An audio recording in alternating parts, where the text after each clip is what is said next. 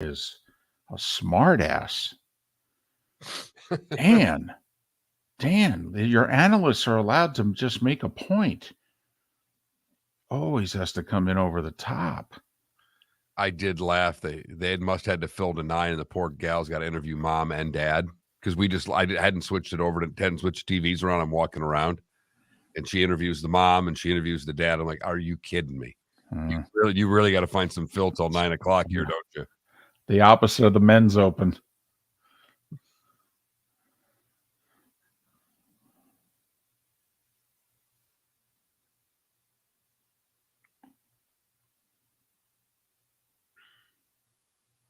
Hello, friends.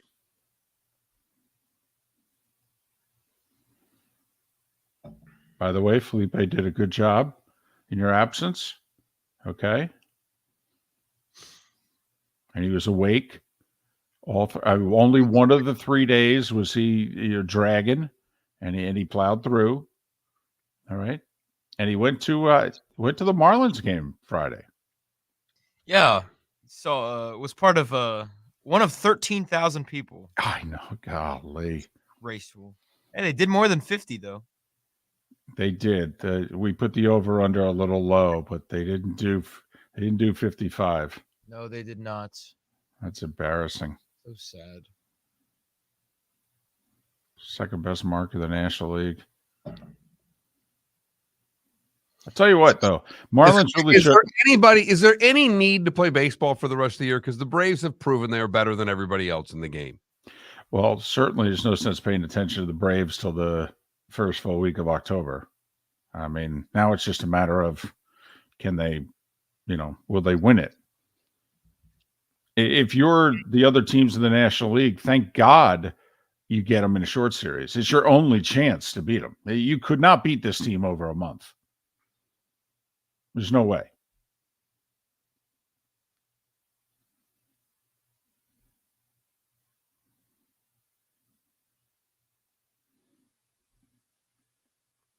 So that's not an ECU Pirates? Yeah. Oh, yeah. Okay. So. Paul said ETSU. No.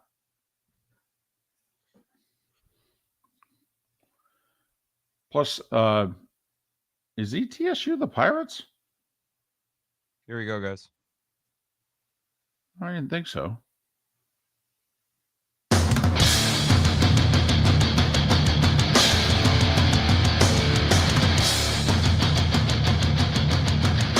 You are listening to Miller and Moulton, exclusively on the Florida Sports Network. And now, here's Mark Miller and David Moulton. Top of the morning to you. Hope you had a great weekend. The magic numbers, ladies and gentlemen, are 47, 52, and 59. How the heck are you? Miller and Moulton here on the Florida Sports Network, floridasportsnetwork.com. The show is whole once again. Mark Miller is back. I must admit, when one of us takes off on the other, there's always a little apprehension from the other that maybe, we're not coming back. So I was glad when I got the link from you this morning, although Felipe knows how to send me the link too with your name on it. So I really wasn't sure you were coming back until I saw your shiny face. How are you? I am very good. Well rested. A phenomenal family vacation. Loved, enjoyed the time away. Very happy to be back. Like all vacations, by the time we flew back on Saturday, the entire family was ready to be in their own bed, ready to be home, and all those kinds of things. So we had a great trip. And very happy to be back in the saddle this morning. Now, you did, first off, this was a long break for you guys. You work a couple jobs. Your wife's got a very intense job. Your daughter's very active. And you guys, this was 9-10 days that you shut down from the world, right? Well, we did the nation's capital for 4 days. We did Deep Creek, Maryland for 2.5, 3 days, and then Pittsburgh for the other 2.5, 3 days. Hold on a second. Deep Creek, Maryland. Yes. Wow, there are a lot of possibilities there. You could get some ominous music and have it be, maybe this is where the horror movie's taking place. Where are we going? We're going to Deep Creek. Where in Maryland is Deep Creek? Near the West Virginia, Pennsylvania border. We were about 30 or so miles from Morgantown. Oh, okay. 20 miles from Pittsburgh, about 2.5 hours from the Baltimore, D.C. area. Did you see Bob Huggins at all? Hey, he wants his job back. I did not see him in Pittsburgh, nor did I see him in Morgantown. Ha!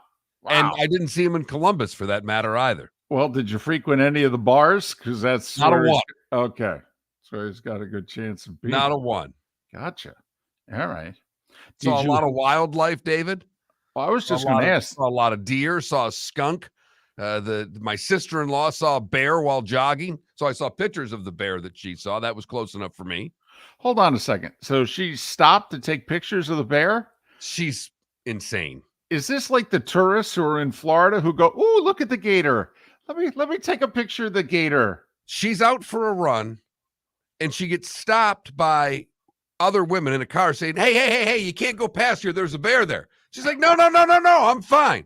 She gets the phone out to take a picture. They force her basically into the car to give her a ride home. And she's like, no, I'll go for There's 2 small bears, which means that then there's a large mama bear. Right. And as someone, as she is the mother of 3, she should acknowledge the mama bear phenomenon and get her ass in the car that the people are giving her a ride. But yes, she did eventually get in the car and get a ride back to the cottage.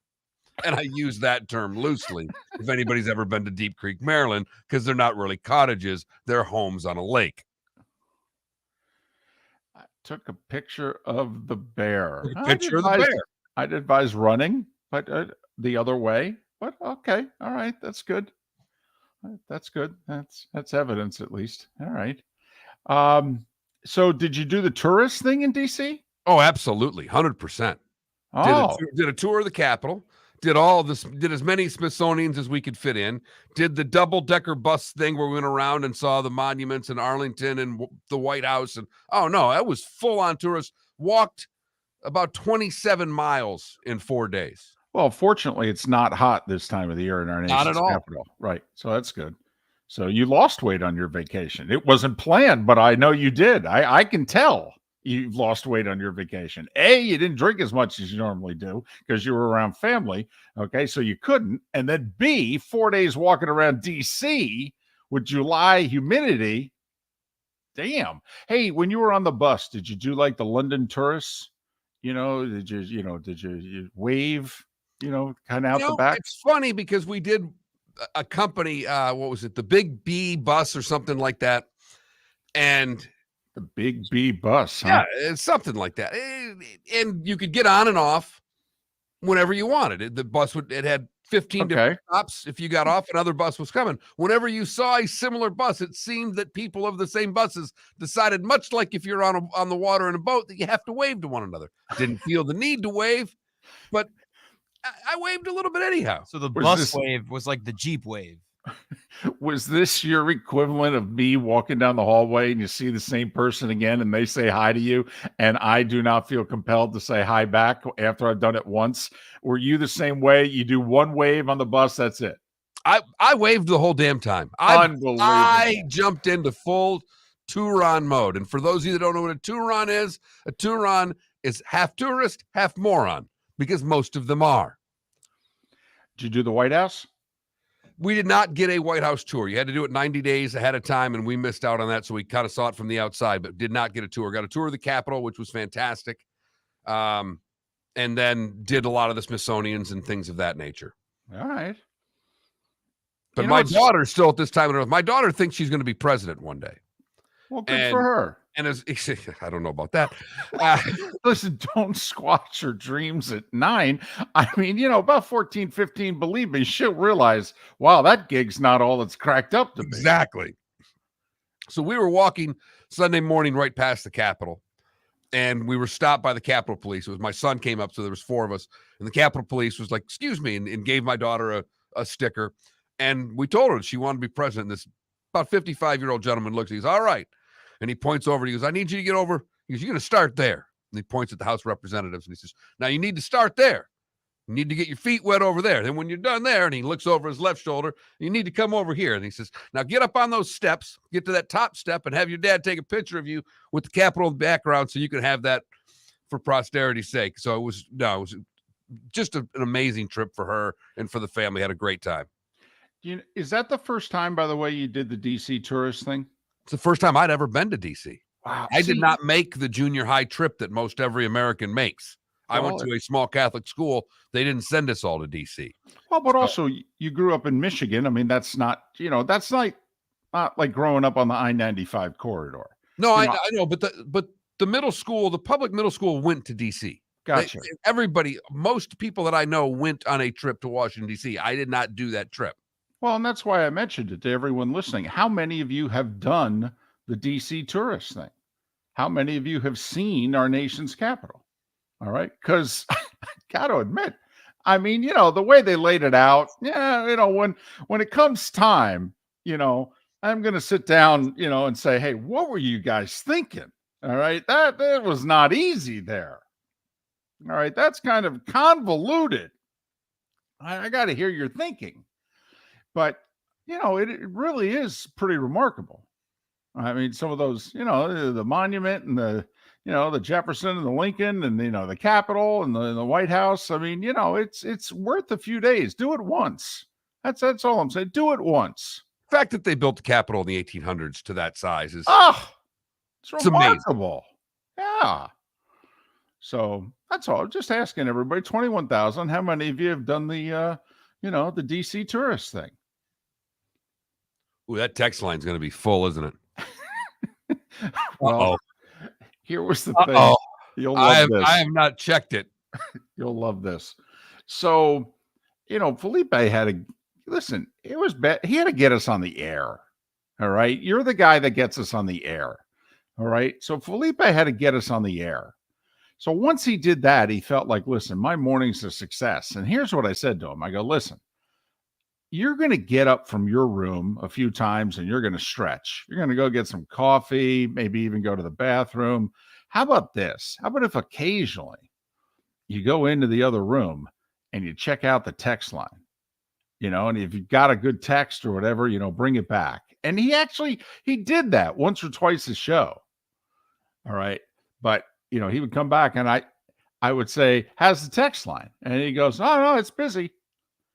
And I'd be like, anything good? Nah, not really. And I'm thinking to myself, okay, well, Mark is going to have a few texts to go through when he gets back. So, Mark, if during the show today, if all of a sudden you go back to last Tuesday and you see a text that you like, just feel free to jump in and read it. Not a problem, David. We'll do that all week long. Listen, David, sorry to interrupt, but this text is 6 days old, but I'd like to get to it. Or if you see an odd text and you go, well, what do you think this guy meant last Wednesday? Oh, okay. I'll fill you in. So I hope, and I mean this in all sincerity, I hope that this was one of those vacations in which you spent a good chunk of yesterday trying to play as much catch up as you could. Kind of like, well, I gotta have an idea as to what went on while I was gone. All I know is that while I left the state of Florida, the Tampa Rays did not win. I think you're right. Let's see. The losing streak was at what, 7 before yesterday? Right. So they lost Friday and Saturday. When'd you get back? I got back late Saturday night. Oh, yeah. That game was over by, although it was the 7:15 game on Fox. So it ended like 9:40. Was barely on my flight by 9:40. We had the last flight out of Pittsburgh here to Southwest Florida. So I didn't even get in until nearly midnight on Saturday. So the game was long over. Well, and they lost Saturday, Friday, Thursday, Wednesday, Tuesday. They were off Monday, and they lost the last 2 games of the series on the road, Saturday, Sunday. Ha! I'll be damned. They literally did not win while you were gone. Couldn't believe it. I didn't watch them because I didn't obviously have the cable package, and I stayed away from I don't even think a television was hardly on during the vacation.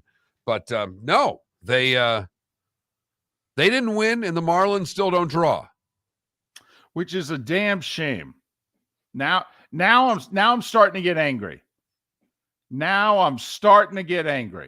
And we have to make a pledge, Mark. We cannot direct our anger at Felipe. Okay? Because he didn't do anything wrong. And in fact, he contributed to the cause. He got in the car Friday. He drove across the alley. He went to the Friday night game and saw the most gut-wrenching loss of the year for the Marlins.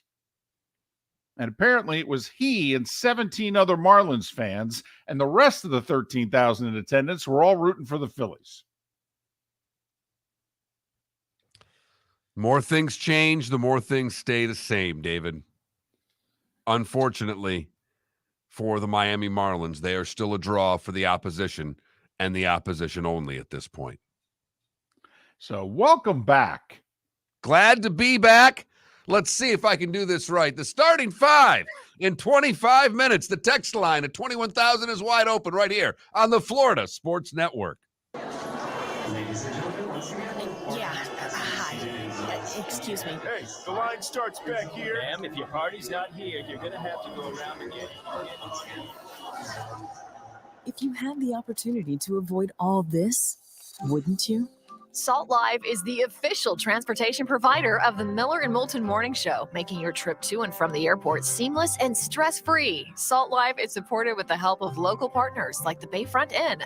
Gather your family and friends and enjoy a leisurely day on the water with a pontoon or deck boat. If you prefer to explore the waterways without a motor, the Bayfront has canoes, standboards, and kayaks. At the end of your journey, enjoy lunch or dinner at the Bamboo Tropical Bar and Grill. The Bayfront Inn, something for everyone on 5th Avenue in downtown Naples. BayfrontInNaples.com. When you need a ride, book with Salt Live Transportation, 308-8686, or book on saltlivetransportation.com. Hello, friends and family of Southwest Florida. Are you looking to tap into the electric vehicle market? Well, look no further, because we here at Southwest Florida Golf Carts have just what you need. E-bikes, golf carts, LSVs, scooters, and more. Come down and talk with one of our experienced sales reps, have a soda and a smile, and you could be cruising the streets in your new EV today. Stop by the store or visit our website at flgolfcarts.com and enter for a chance to win $100 off your next purchase by answering John's monthly sports question. David Moulton for Napa Auto Parts, and Napa Filters. Insist on Napa Filters for your vehicles, or if you're a do-it-yourselfer, only buy Napa Filters. Napa has a filter for almost anything on earth that moves, whether it's motorcycles, foreign and domestic cars, vans, SUVs, earth-moving equipment. You get the idea. Napa Auto Parts, Napa Filters. Insist on them for your vehicles, or if you're a do-it-yourselfer, only buy Napa Filters. You are listening to Miller and Moulton on the Florida Sports Network.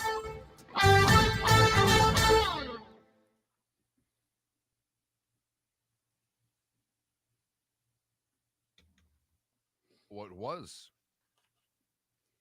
Is this on? There we go. What was ironic and fantastic while we were in D.C., the Capital District where we stayed was empty.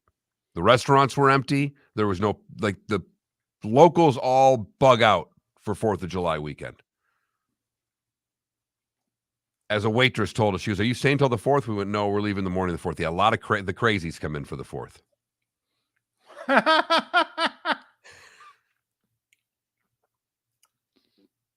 Can't even imagine what the 4th of July in DC is like.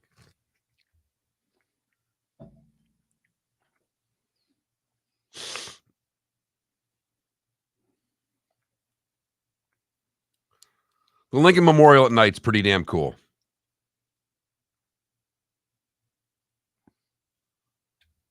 It's got nice views. First night we were there, Jake and I got those scooters and kind of did all the memorials by scooter. Nice. That's a good way to Left the wife and daughter in bed because it was pretty late because I wanted to see the memorials at night. The Korean War Memorial night's really cool too. Mm-hmm. Did you go to the World War Memorial? I did not. The World War II Memorial? Yeah. No. Oh, that's a good one.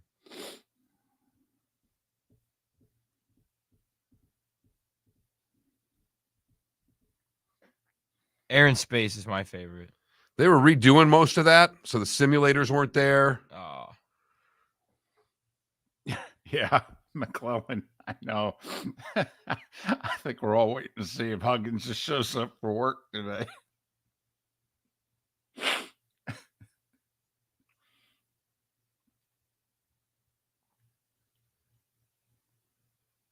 Yanks are not last, KW. Yanks a game ahead of the Red Sox.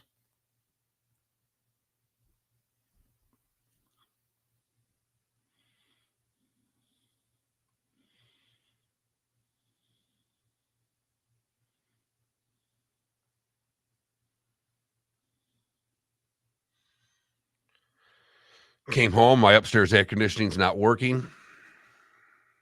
Oh, wow. Yeah, it's wonderful.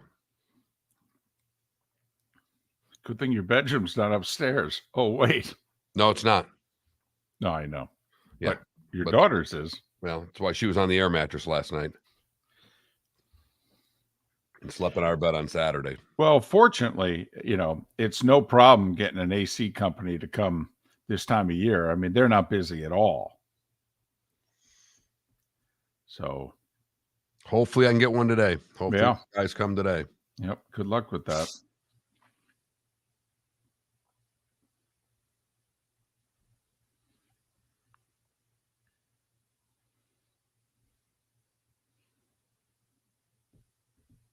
Probably because they have to overspend for anyone. Tell you what, though, he's a local guy. He's a good player. Well, they needed a score. And he can score.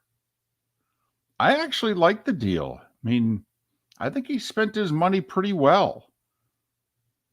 And they still have money. They still have money. They still have like what, $8 million or something like that for this year under the cap. If I was him, I don't know if I'd do anything else. I might save that money for the trade deadline.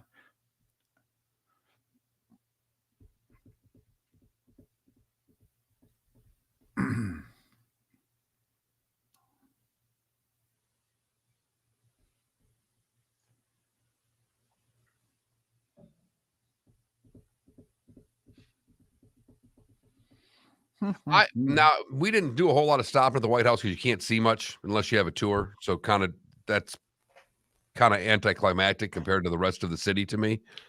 But I was really bummed out that the lack of protesters. I wanted more protesting.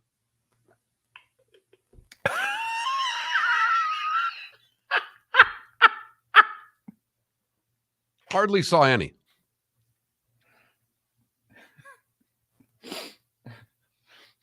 But it was funny. My brother-in-law is like all over me getting into the show Jack Ryan. So we got home from the airport. No AC. I'm still awake at midnight. I send everybody to bed. I go out on the couch and watch the first episode of Jack Ryan. It's pretty fun watching shows that are based in D.C. After you've just been.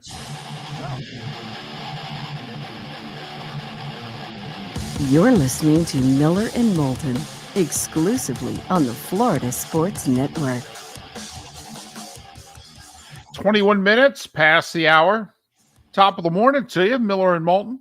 Thanks for being with us. Florida Sports Network, floridasportsnetwork.com. Mark, I told you, I think you thought I was joshing you. I told you when you were going away a couple Fridays ago, I said, when you come back, not only will the first digit of the first number be in the 4s, but the first digit of the last number would be in the 5s.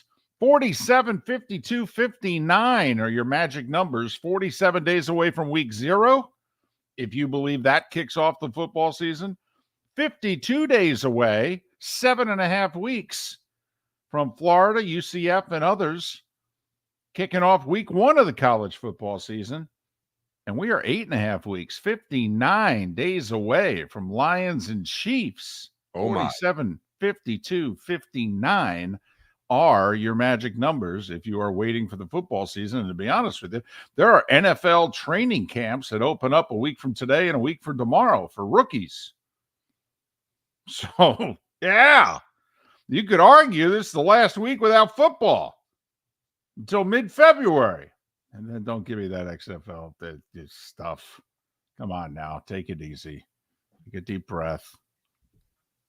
So can I get you to... Look at you finally coming around on spring football. Well, nobody cares. Nobody cares.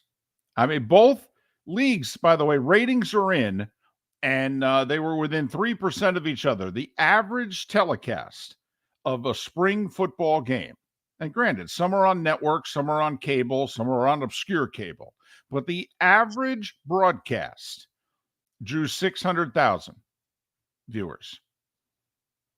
That was the average broadcast for an XFL USFL game, 600,000. Now, obviously, when they put it on a network, on an ABC or an NBC or a Fox, it will do 1 million, 1.5 million, that sort of deal. But once they get it to FS1 and USA and things like that, it's friends and family that are watching. Never mind, the one league doesn't have home games really. So, the Marlins are drawing more people than the USFL is to most of their games. Think about that. Wow, that's a shot. Marlins baseball. At least we're not the USFL. That doesn't look good on a t-shirt, does it? No. No. They need that Major League Amex commercial to be done on them. Really? Judging by the attendance, most of you don't know we're a Major League Baseball team. Luis Arise could slide in. I'm hitting 384 or whatever he's at these days. I know he was at that on Friday. Forgive me if it's off a few. But Miller and Moulton, the Florida Sports Network, floridasportsnetwork.com. Can I get you to say on air what you said during the commercial break? No? Oh, darn. Okay. Twitch.tv/Miller and Moulton. All right. Okay. All right. It was a really good line, though. That's all. That one thing that was missing from your vacation. There was a lack of protesting in DC. I had expected to see protesters everywhere, and I didn't see protesters the way I expected to see protesters. I'm all for a peaceful protest, David. But I love the fact that you were disappointed. You said, I was disappointed in the number of protesters. Hardly anybody was protesting. I was disappointed. I didn't want to see France, for crying out loud. Right. That. No question. Although, let me tell you something. For some signs and, a little bit of angst. That's all. By the way, if they make our retirement age 64, what do you think the streets would look like in this country? My goodness. It looked like the Macy's Thanksgiving Day Parade. We'd have floats and everything. But anyway, so sorry, France. If you wonder why we're sitting here looking at you, shaking our head, it's like, wait, you're this angry because they've upped it to 64? Gotcha. Okay. All right. Back to you, Jim, in the studio. So you weren't paying attention. You were still enjoying vacation. But this is why the Marlins impressed me. I don't know if you were able to gather, how this 3-game series with the Phillies went down. Well, first off, they took 3 out of 4 from the Cards. They did what they needed to do. When you left, by the way, they were 3-0 on their road trip. You left town. They went to Atlanta. They lost 3 games, 114-8. Oh, I was aware of that. Okay. I was well aware of that. They just got demolished by the Braves. Right. Which get in line, by the way. Right. I think the 98 Yankees are hoping to win a best of 7 from the Braves. That's how good they're looking. So then they come home. They take 3 out of 4 from the Cards. All right. That's what you're supposed to do, right? Cards are scuffling. You take care of business. Phillies come to town. Phillies haven't lost a road game in 2 weeks. Marlins with a 3-1 lead going to the 9th. Put their closer out there who's been good. An ERA under 3. He's been effective. Not to mention the Marlins have been great in one-run games. You got to put a lot of that on the closer. Right. So Alcantara had pitched into the 7th. Okay, he'd only given up a run. He's starting to round a little bit more back into form. He outpitched one of the Phillies' top 2 pitchers. This is going to be a really good win for the Marlins. 2 out, pinch hit, 2-run homer over the center field wall. 4-3 Phillies win. Felipe, you were there. I texted you, David. It was a sea of crimson red that exploded into my face. And ladies and gentlemen, Felipe was one of the 13,850. Friday night. Friday night. 13,850. In the pouring rain. There's a dome, but there were plenty of Philly fans. And you know what? I haven't said this in a while, but I was offended. But then I was less offended when they won Saturday and Sunday. But to come back, Mark, from a gut-wrenching loss, 3-1 going to the ninth, up 3-2, pinch hitter in the 9-hole, not the worst pitch in the world either. Lefty pitcher, righty batter. He tries to backdoor a slider. Was it on the corner? No, but it wasn't right down the middle of the plate either. And it was knee high. I mean, it was not a hanger. It was not the type of pitch you think a guy is going to hit out of the ballpark. And he did. Could have been 4-3 fielded. Phillies. Could have been fielded, by the way. The center fielder did not play it well. He jumped late. I don't know if the ball hit off the top of the wall and went over, or if it only cleared the wall by like a foot. You know, it was not played well by the outfielder. But you add it all up, Mark, a gut-wrenching loss. And this is the team chasing them for second. The Phillies, with that win, moved like a game and a half back of the Marlins.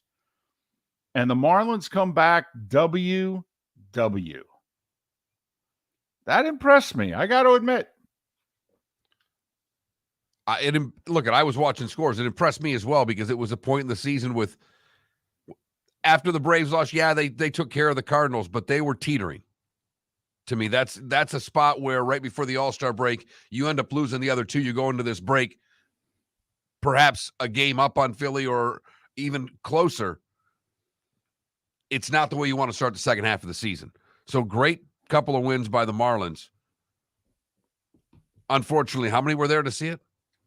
Friday, 13,000. That was for the loss. Whole series pulled just under 55. 53,141 for your 3-game series against the Phillies. 53,141 on a Friday, Saturday, Sunday, second weekend of July. Yikes. Over 50% of the crowd Philly fans that you were there?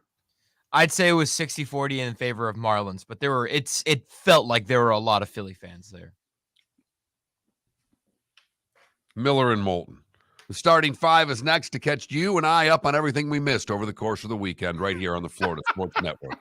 David Moulton for Napa Auto Parts, and Napa Filters. Insist on Napa Filters for your vehicles, or if you're a do-it-yourselfer, only buy Napa Filters. Napa has a filter for almost anything on earth that moves, whether it's motorcycles, foreign and domestic cars, vans, SUVs, earth-moving equipment. You get the idea. Napa Auto Parts, Napa Filters. Insist on them for your vehicles, or if you're a do-it-yourselfer, only buy Napa Filters.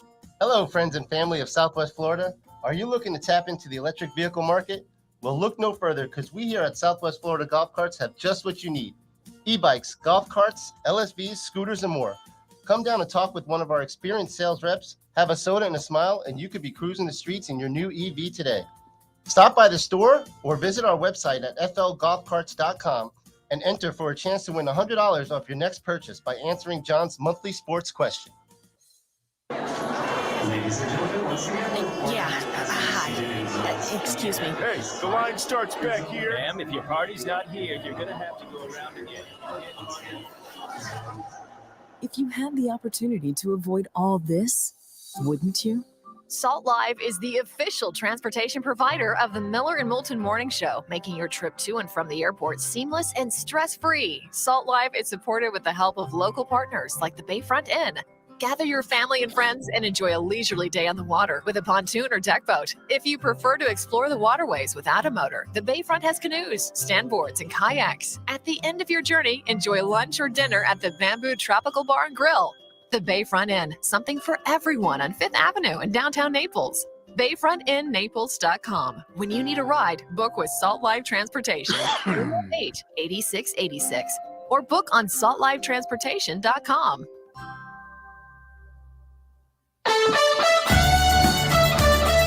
You for listening to Miller and Moulton on the Florida Sports Network.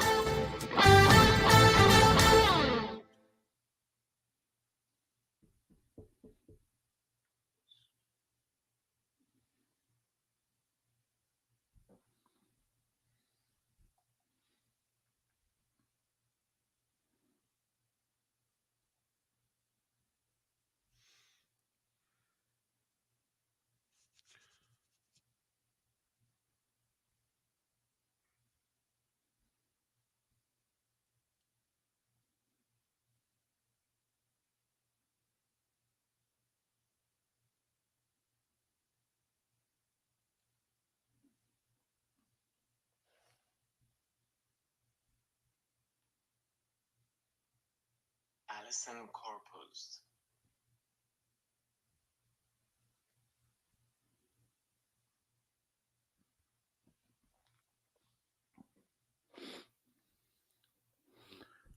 He has now been in the majors 30 games. Did you see his highlight Saturday? The steal at home. Well, I just read. I did not see. so he singles to Right. drive in the go-ahead run in in like the 7th or 8th inning of a 5-5 game. First pitch, he steals second. Next pitch, he steals third. Before the pitcher throws his next pitch, he steals home.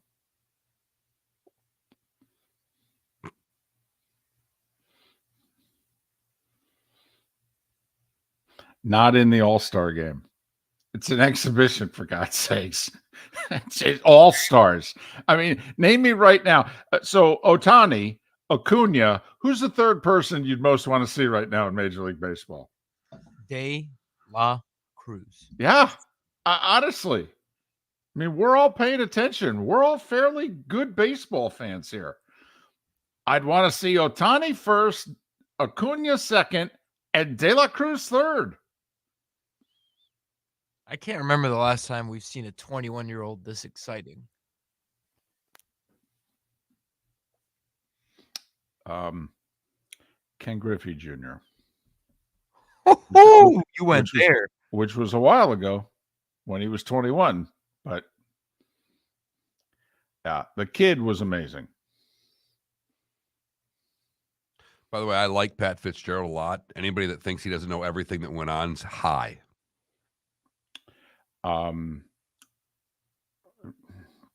Apparently this has been going on at Northwestern since Pat Fitzgerald was making tackles at Northwestern.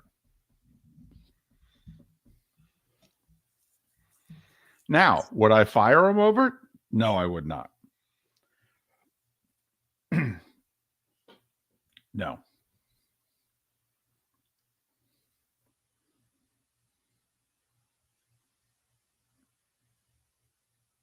No, I think he's earned a chance to clean it up. I do.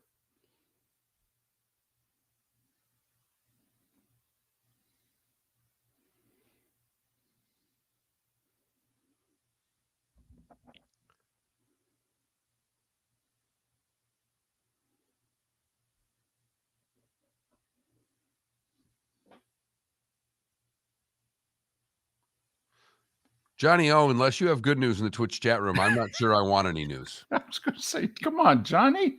You can see he's got a smile on his face. He's happy. Come on now. Help us out a little bit, Johnny Yo.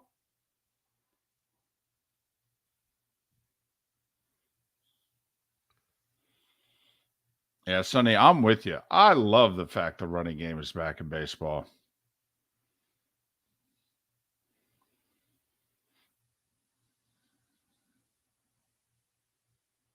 Did you see David Ross's ejection yesterday?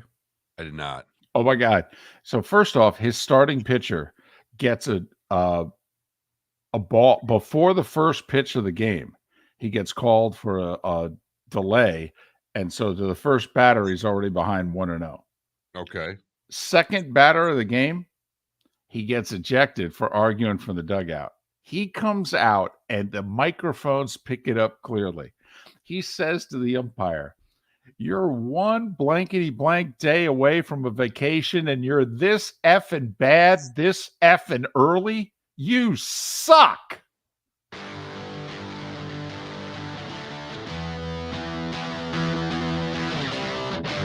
You're listening to Miller and Moulton, only on the Florida Sports Network. 22 minutes before the hour. Top of the morning to you. How the heck are you? Hope your summer's off to a pretty good start. And if you were like Mark and maybe, spend some time with family over an extended 4th of July, well, welcome back into the saddle again. Miller and Moulton, the Florida Sports Network, floridasportsnetwork.com. Magic numbers are 47, 52, and 59. Huh? How about that? We are doing this sucker. That's what we're doing.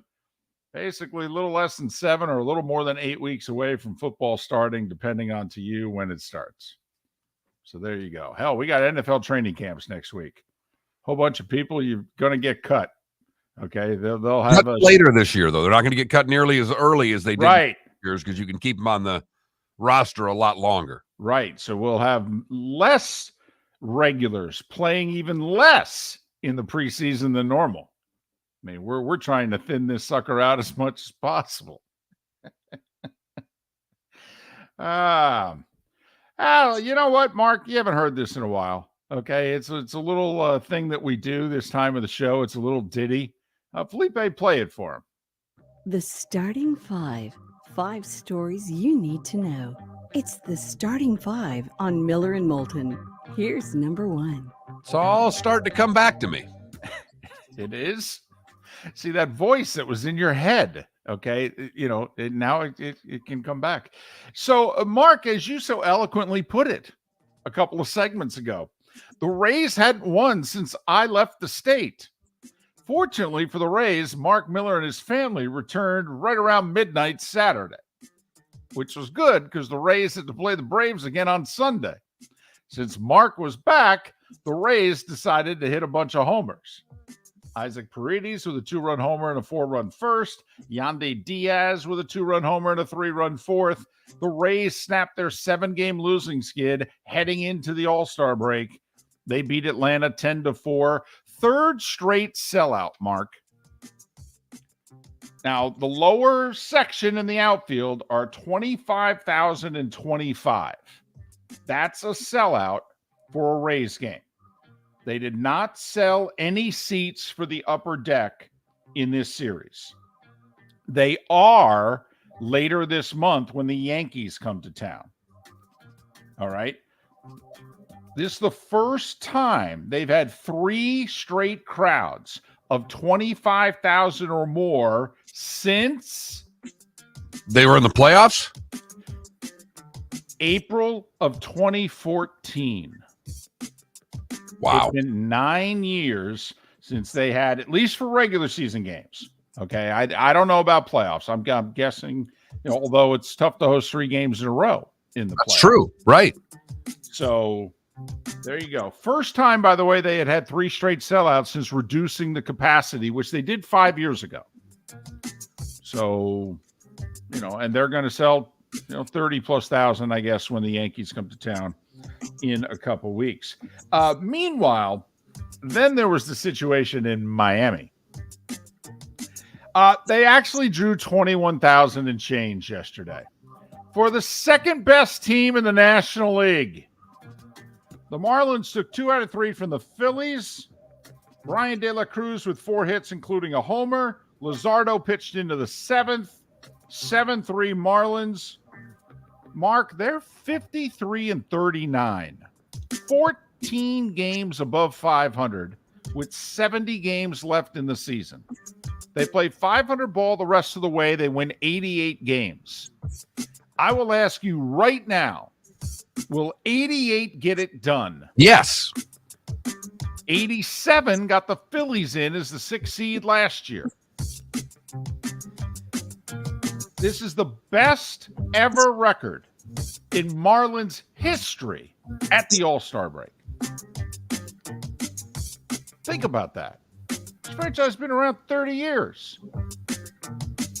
13 18,850 attended on Friday, 18 and change Saturday, 21 and change on Sunday, 53,141. Less than 18,000 a game. And you know, half of those fans are Phillies fans. Man, I'll tell you what. They have a series in 3 weeks at home against the Phillies. They have a 4-game series against the Phillies. I think it starts July 31st. I want to see what that 4-game series does. This fan base has one more shot. Marlins, by the way, softer schedule the rest of July. A brutal August schedule. They need to keep on winning. It's going to be tough to play 500 baseball in August. Just saying. Baltimore beat the Twins 15-2. Orioles just 2 back of the Rays. Twins are a half a game back of the Guardians, who lost to Kansas City 4-1. Mark, we can talk about the Guardians because they're leading their division at 500. Barely talk about them. Toronto edged Detroit 4-3 in 10. They scored 2 in the 9th to tie it, 1 in the 10th to win it. Blue Jays are tied with the Astros for the final 2 playoff spots in the American League. So let's see if you do the math here. Baltimore's 2 back of the Rays, so they're the first wild card. Toronto and Houston are tied for the final 2 playoff spots in the American League. That means the Yankees would not make the playoffs if the playoffs began after the All-Star break. Aaron Boone had a hell of an afternoon, Mark, in the Bronx. See, Domingo Germán, remember him? Yes, just had the no-no. Perfect game. Right. Through 99 pitches. Right. So he's got a 1-hitter going into the 7th. He walks the first batter of the 7th. He's thrown 74 pitches. Second base runner for the Cubs all day. Boone takes him out. Now, the Yankees bullpen has been excellent this year, but they were not excellent yesterday. Cubs rally, beat the Yankees 7-4. Cashman, by the way, channeled his inner George Steinbrenner. He fired the hitting coach after the game. First time since he's been GM, they fired a coach during the season. I'm just wondering how many more games they have to lose till he starts working his way down the bench. I'll bet Aaron Boone's curious, too. Diamondbacks lost to Pittsburgh 4-2. That means Arizona and the Dodgers are tied for first at the All-Star break. Milwaukee took 2 or 3 from the Reds. These 2 teams, by the way, they're going to play 2 more series in the next couple of weeks. A lot of Brewers-Reds games. Milwaukee 1-0. They're 1 back of Cincinnati. That's right. Arizona tied for first. Cincinnati in first. The Marlins, with the second best record in the National League, all at the All-Star break. The National League has gone bat blank mad. Don't worry, Dodgers and Braves still doing what they do. Yeah, they'll meet in the LCS. But this stuff's cute, though, isn't it? This is fun. The Red Sox have won 5 in a row. They beat Oakland 4-3. They're in last place, Mark, even though they're 5 games above 500. They're only 2 games out of the playoffs. Only a game behind the Yankees. Texas lost to Washington 7-2, but fortunately for them, Houston lost to Seattle 3-1. So the Rangers have a 2-game lead in the West at the All-Star break. Padres took 2 or 3 for the Mets, 6-2 the final. Cardinals beat the White Sox in 10, 4-3. The Giants beat the Rockies 1-0. San Francisco has a half-game lead over the Phillies for the final playoff spot in the National League. That's right. If the playoffs started today, the Phillies would be out. Remember, they won the pennant last year in the National League. Major League Baseball had their draft last night, Mark, in Seattle. They're trying really hard. I mean, they had it was in Seattle, so they had Ken Griffey Jr. announce the first pick of the draft. I mean, tough to do better than that if you're in Seattle. I mean, you know, best player in him or Ichiro. You had to vote best player in franchise history. Junior close. I think Ichiro played longer, but yeah, it's a good question. So anyway, history made last night. first time in the history of the draft, teammates go 1-2. Two guys from LSU. Paul Skeens, the pitcher, went first to the Pirates. Dylan Cruz, the big bat, he had a slugging percentage of like 1,100. He went to Washington. First time that's ever happened. So the Gators had 2 first-rounders. They had outfielder Wyatt Langford go 4th. And they had Waldrop, the pitcher, go 24th to the Braves. Marlins took a high school righty, Noble Meyer. Noble. Wow. You're sitting around doing names. What are you going to name your son? Thinking Noble. Huh. A lot of expectations for that young man. Yes. Man, you better get good grades. You better be the star of the team. And while you're at it, try to save the world. Or get people to attend Marlins games, whichever's easier. I'll choose saving the world. Rays took an infielder off TCU, Braden Taylor, in the first round. U.S. Women's Open. American Allison Corpus from Hawaii. It's ironic, in Michelle Wie's last tournament, the most famous golfer from Hawaii, she missed the cut, although her final shot in competitive golf, Mark, I don't know if you saw it. She made a 33-footer for par on 18 at Pebble. All right. She was laughing when it went in. All right. But, Allison Corpus is 25 years old, inspired by Michelle Wie. She said so. That's who I idolized growing up. We're both from Hawaii. She was under par all 4 rounds, Mark. Shot a 369 on Sunday to win the U.S. Women's Open at Pebble by 3. It was her first career win. First career win, and she was flawless down the stretch. $2 million first place prize, by the way. Rose Zhang, solid, could never really get it going, though. All 4 rounds between 71 and 74. She finished 1 over, tied for 9th for the 20-year-old.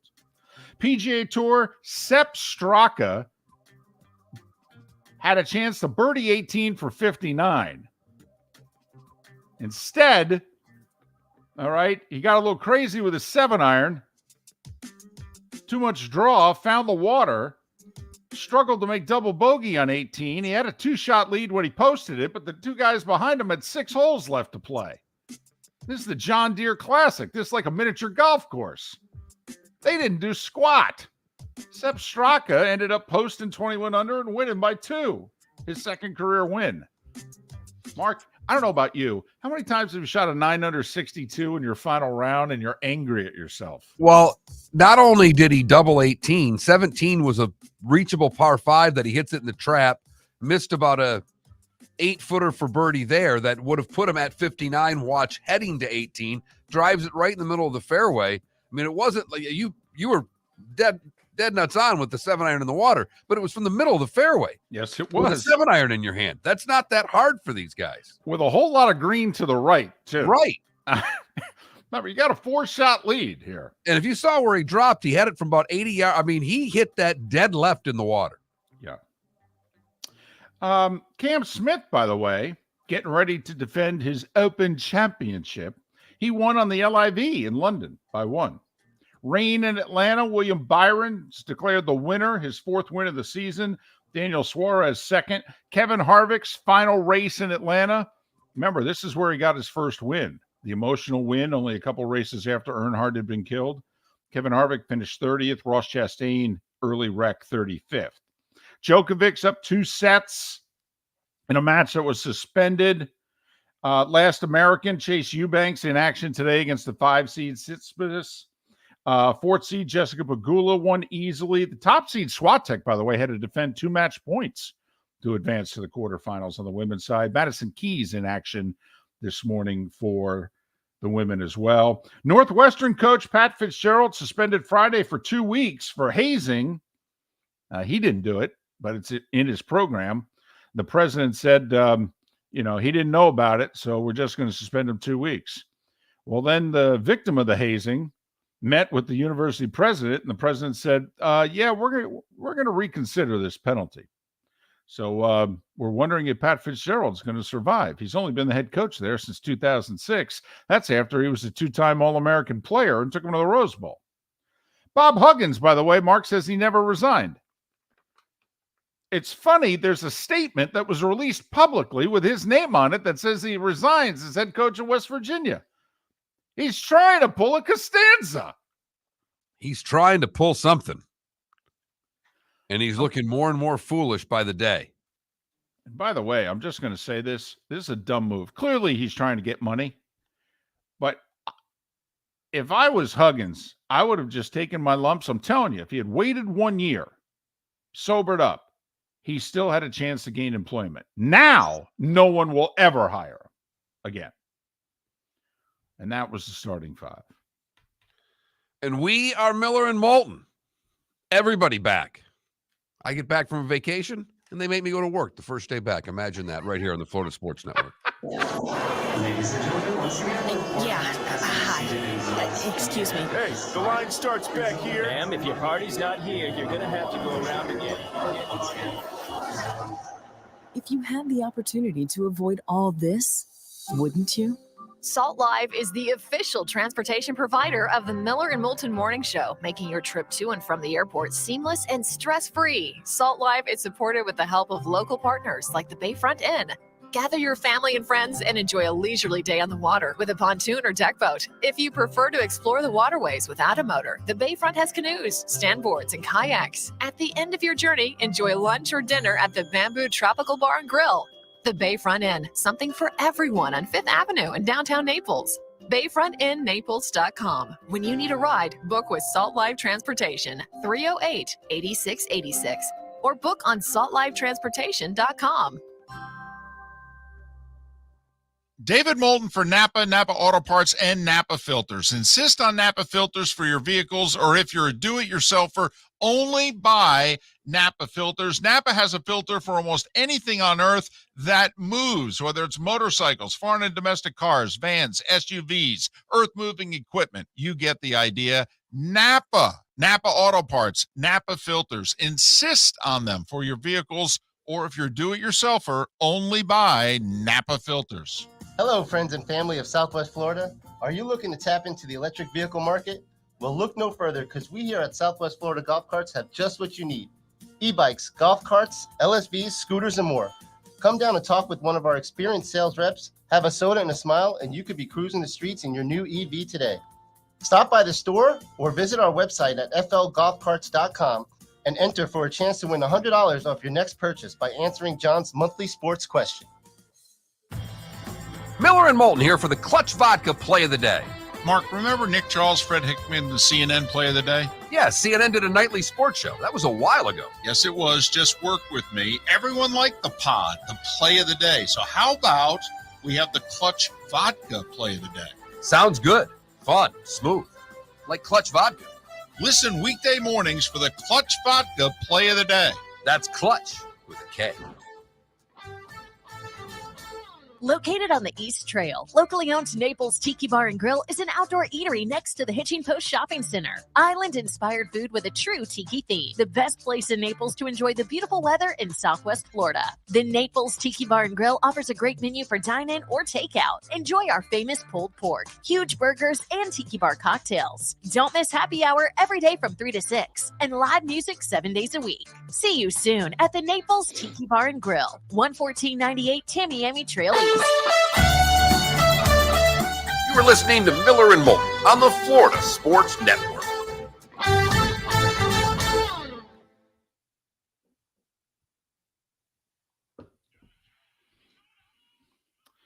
Actually, and Mark, help me out, but DC, I thought this was a conclusion of a 6-month investigation on Fitzgerald.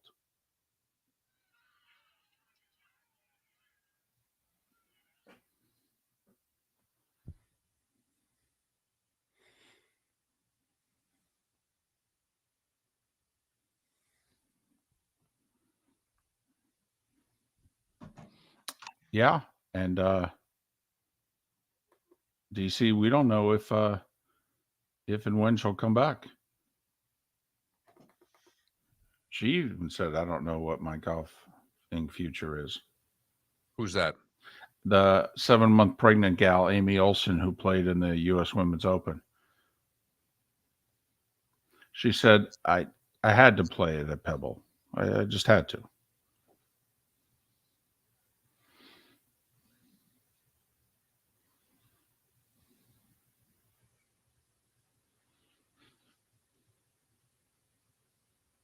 Mark, I don't know about you, but there are some courses that when they, play them from the women's tees, it's still a very entertaining course. And there are some courses that when they play them from the women's tees, it's not nearly the same course. Like, to me, the holes that make Pebble exciting were not exciting for the women. Like, the women couldn't get home in 2 on 18. Right. Okay, that's a problem.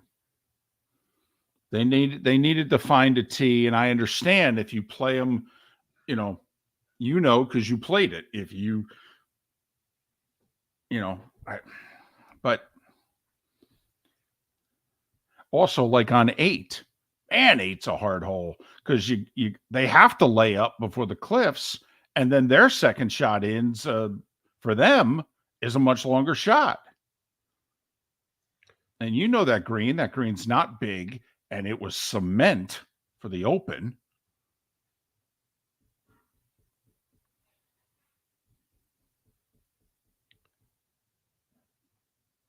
I 18, they should have moved the tees up.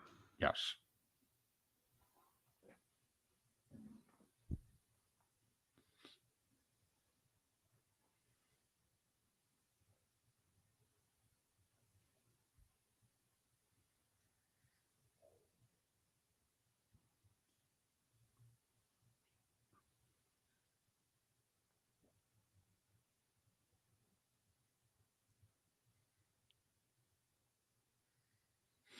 Paul, I think they had the first 2 rounds of the draft yesterday for baseball. I think they have the rest of the draft today.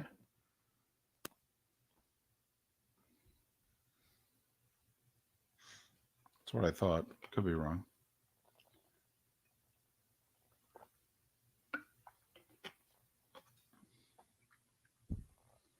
$30 seconds.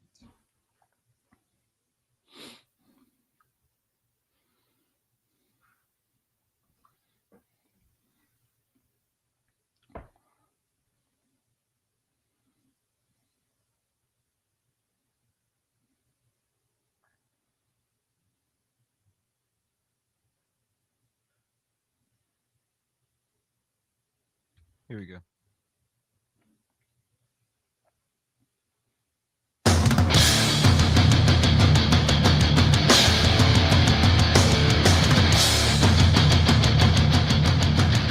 You are listening to Miller and Moulton, exclusively on the Florida Sports Network.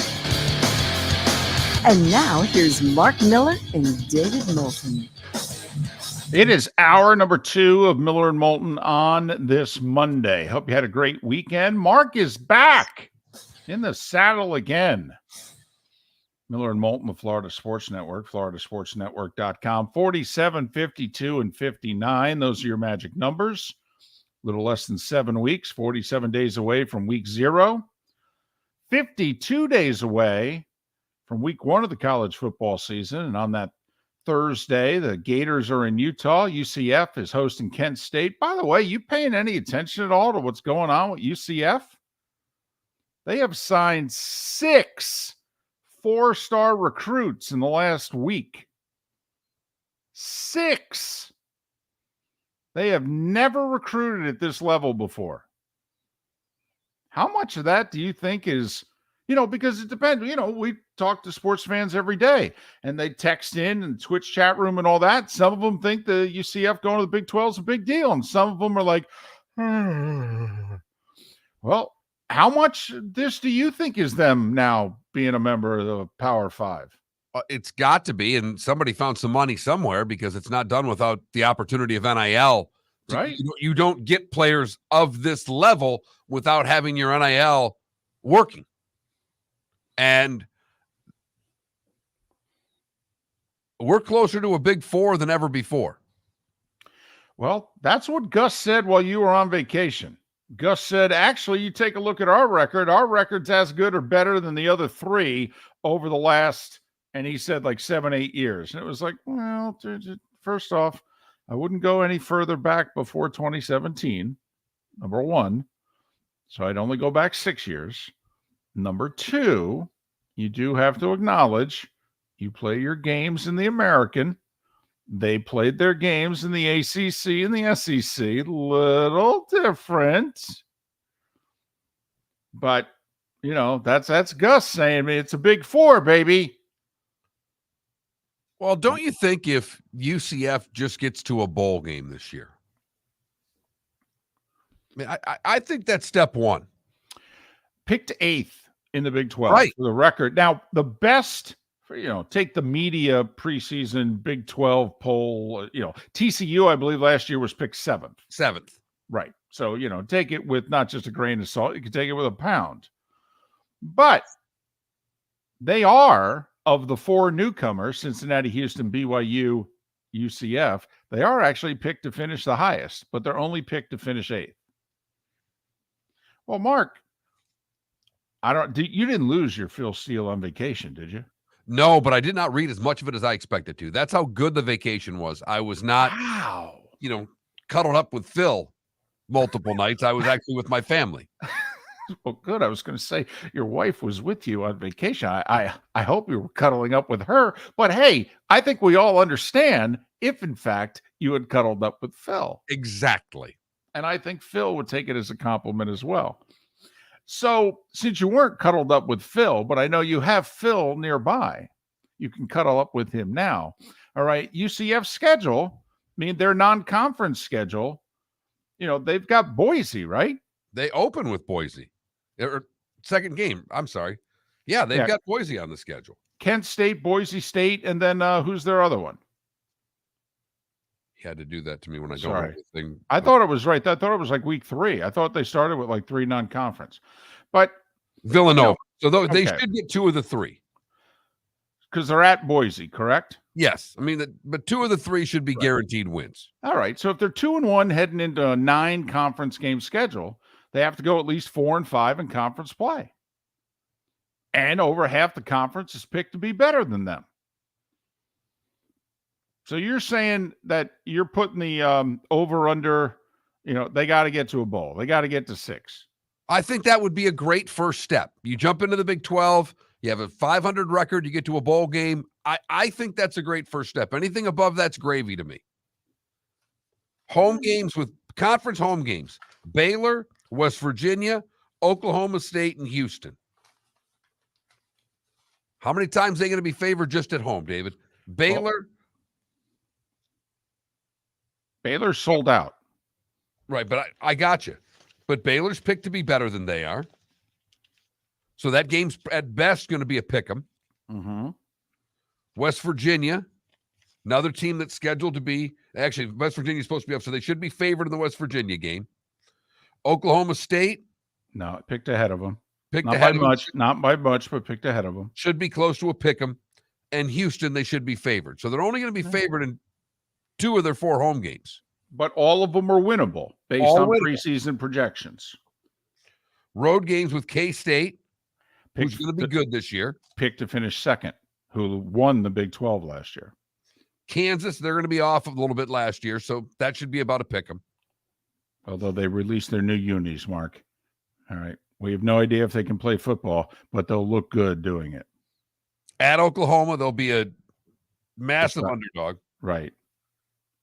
At Cincinnati, they actually should be favored in that game. Cincinnati's picked last in the conference. And at Texas Tech, they won't be favored in that game. Texas Tech, a sleeper pick, picked 4th, by the way, in the preseason Big 12 polls. So you say get to 6, meet expectations and what have you. But still, 6 4-stars UCF has signed here in the last week. But what do you think? I know UCF, and they're probably hearing me say that, and I've picked on UCF over the years. I'm trying to take this and be as fair as possible. Do you think I'm underselling them just trying to get to a bowl? No, I don't. But I would be very disappointed if they didn't get to a bowl. They return a quarterback, year 2 in this system, John Reese Plumlee. All right, this is year 3 for Gus. All right, I would be very disappointed as a UCF fan if they're not at least bowl eligible. Okay, I think 6-6 is only pretty good / good. I think you get to 7, it starts becoming, hey, this is a very good year 1 in the Big 12. Remember, last year of Texas and Oklahoma in the Big 12. So just this year's team with this year's recruiting, next year would be 6th in the media poll. And then you start, if you give UCF a couple years, you're expecting them to climb ahead of Oklahoma State, ahead of Texas Tech. And you could see where, UCF could be a really big deal in this conference in short order. But I just thought I'd mention that. 6 4-stars. That's elite recruiting at UCF. That's unprecedented recruiting at UCF that's going on right now. There's another college football story that's out there that a little more serious than recruiting. It's this hazing Northwestern story. So apparently this was a 6-month investigation. And on Friday, they tried a news dump. They just tried to say, hey, listen, Pat Fitzgerald, he wasn't involved. He didn't know anything about it, but, there's some misbehavior going on in the program and he's responsible. So we're going to suspend him 2 weeks without pay. Now, they're not suspending him for the first 2 weeks of the season, by the way, without pay. They were literally going to suspend him without pay beginning Friday for 2 weeks. That's it. He's got a 2-week unpaid vacation. All right. In July. Right. You and I have had Pat on the show a handful of times. Pat probably was just like, well, I guess we'll go to Naples, spend some time. It's not the worst thing in the world. I mean, actually, we could stay close to home. The weather this time of year, lakes nearby in a bunch of states. It's not the worst thing. So apparently, some heat started coming in on the president right away. And the source behind the hazing incident, he and his family, I guess, picked up the phone and got a hold of the president and said, yeah, can we meet? And so apparently on Saturday, the president met with this kid and his family. And the president then comes out late on Saturday and says, I may have erred. I focused more on what he didn't know. And maybe I should have focused more on what he should have known. Uh-oh. So I'm going to take this under advisement and look at this again. And we'll get back to you.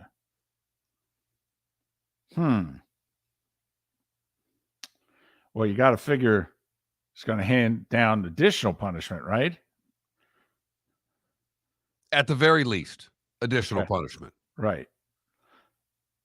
I'm going to go out on a limb and say best case scenario for Pat Fitzgerald, he's going to miss a game or two. That this president is going to say, it wasn't a stern enough suspension and have to show that, this is a little bit more meaningful to us than just a 2-week unpaid vacation in July.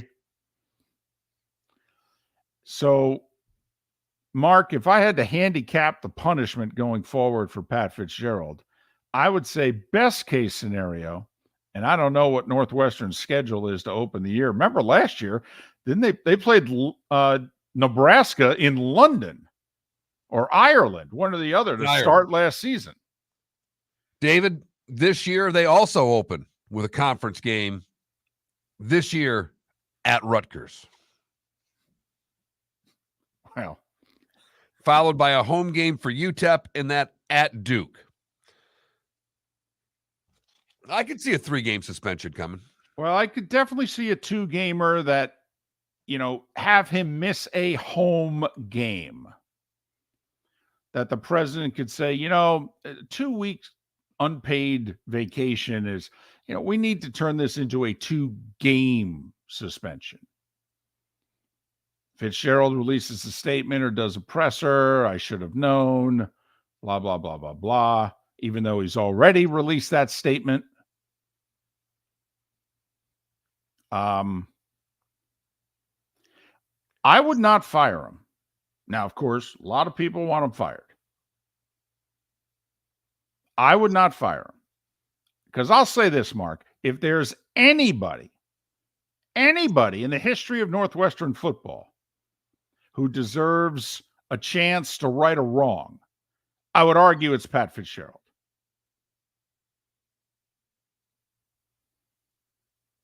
I think you're right.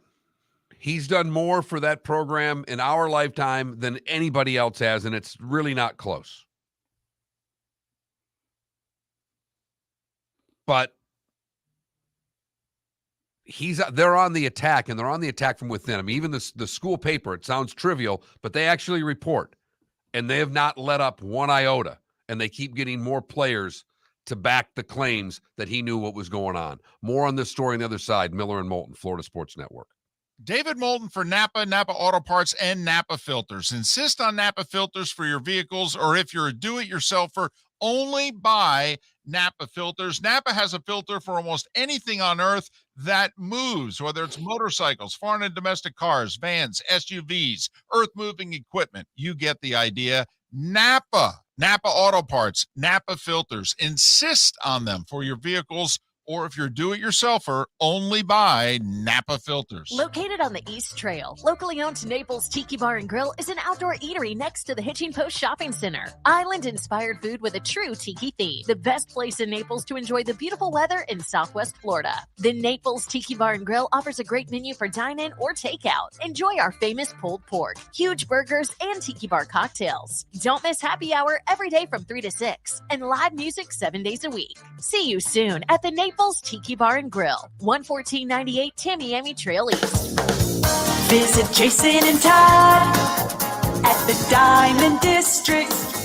We declared our independence in 1776 and have been celebrating the 4th of July with concerts, parades, fireworks, and new sunglasses ever since. Todd, I'm not sure they had sunglasses back then, but let's go with that since the Diamond District can't have a concert, parade, or fireworks in the store and want to celebrate.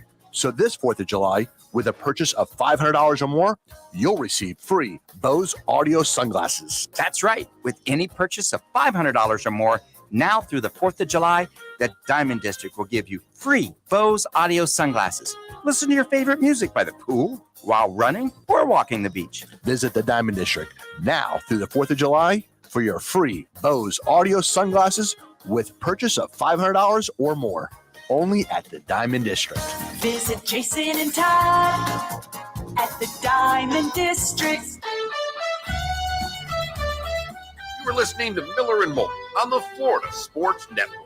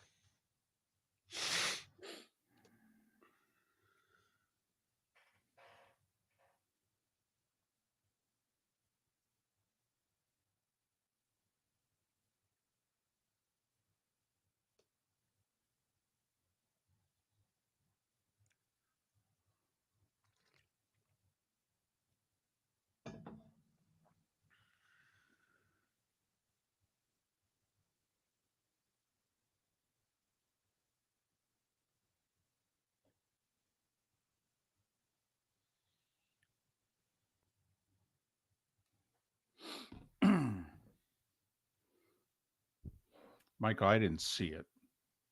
I know about it, but I didn't watch it.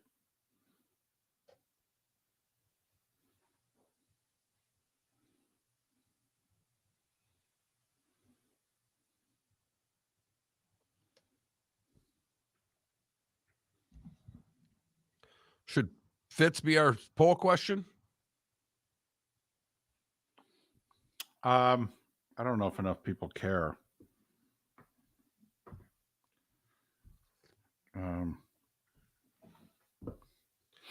Rays lead is down to 2. You think they'll win the East? I don't know if enough people care. Yeah, I think you're right. Well, the only thing you can do with the Fitz, given the hazing allegations at Northwestern, was do you think Pat Fitzgerald was aware of all of the hazing? As opposed to, should he be fired?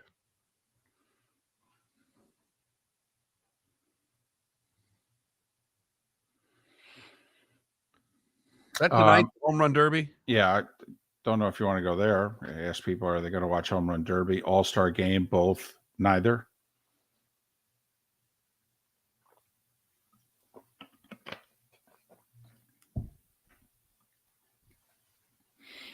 I will not watch, by the way. The home run derby? Yeah.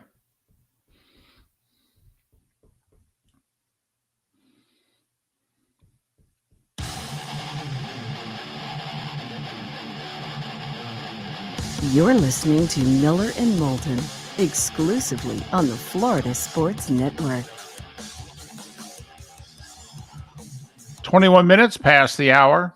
Miller and Moulton, Florida Sports Network, floridasportsnetwork.com. Felipe and the Clutch Vodka play of the day coming up in a little more than a handful of minutes. By the way, Mark, that Northwestern, since we were talking about Pat Fitzgerald, if you're unaware, Northwestern coach involved in a hazing, is scandal an accurate word? Controversy? Mess? Hazing incidents that could very well turn into a hazing scandal, David. Okay. So he didn't know about it, but the president of the university now is thinking maybe he should have. And so he's reconsidering the light penalty that he handed on him, which was a 2-week unpaid vacation in July, and is now considering further discipline, which of course could go all the way to removing him as coach. By the way, that first game, Northwestern at Rutgers, nationally televised. I think it's Sunday, September 3rd on CBS. It's one of the handful of Big Ten games that CBS is going to do this year. Does that mean you're doing this game? No, I've got something going on that weekend. Daughter's wedding. Oh, I just wondered. I know. Believe me. Well, and not only that, it's at Rutgers. Right. I mean, that's my team. Right. So Press you could have worked in if you'd have been accepted by that university. I know, but I wasn't good enough. Got waiting listed 3 different times, those rat blankety blanks. So no, I don't believe that's a Brad and Gary game. Okay. I'm missing week 1. I think they've got Ohio State, Indiana the day before. And I have to admit, I'm a bad person. I am. I admit that. Most times I'm a good guy. I really am. There's that part of me, though, that I'm a blankety blank. So, this just in, Mark, my daughter's kind of keyed up about this. After all, it's her wedding. And so she's talking to me about it and she's excited. And I looked right at her with a straight face, and you'd be impressed with me.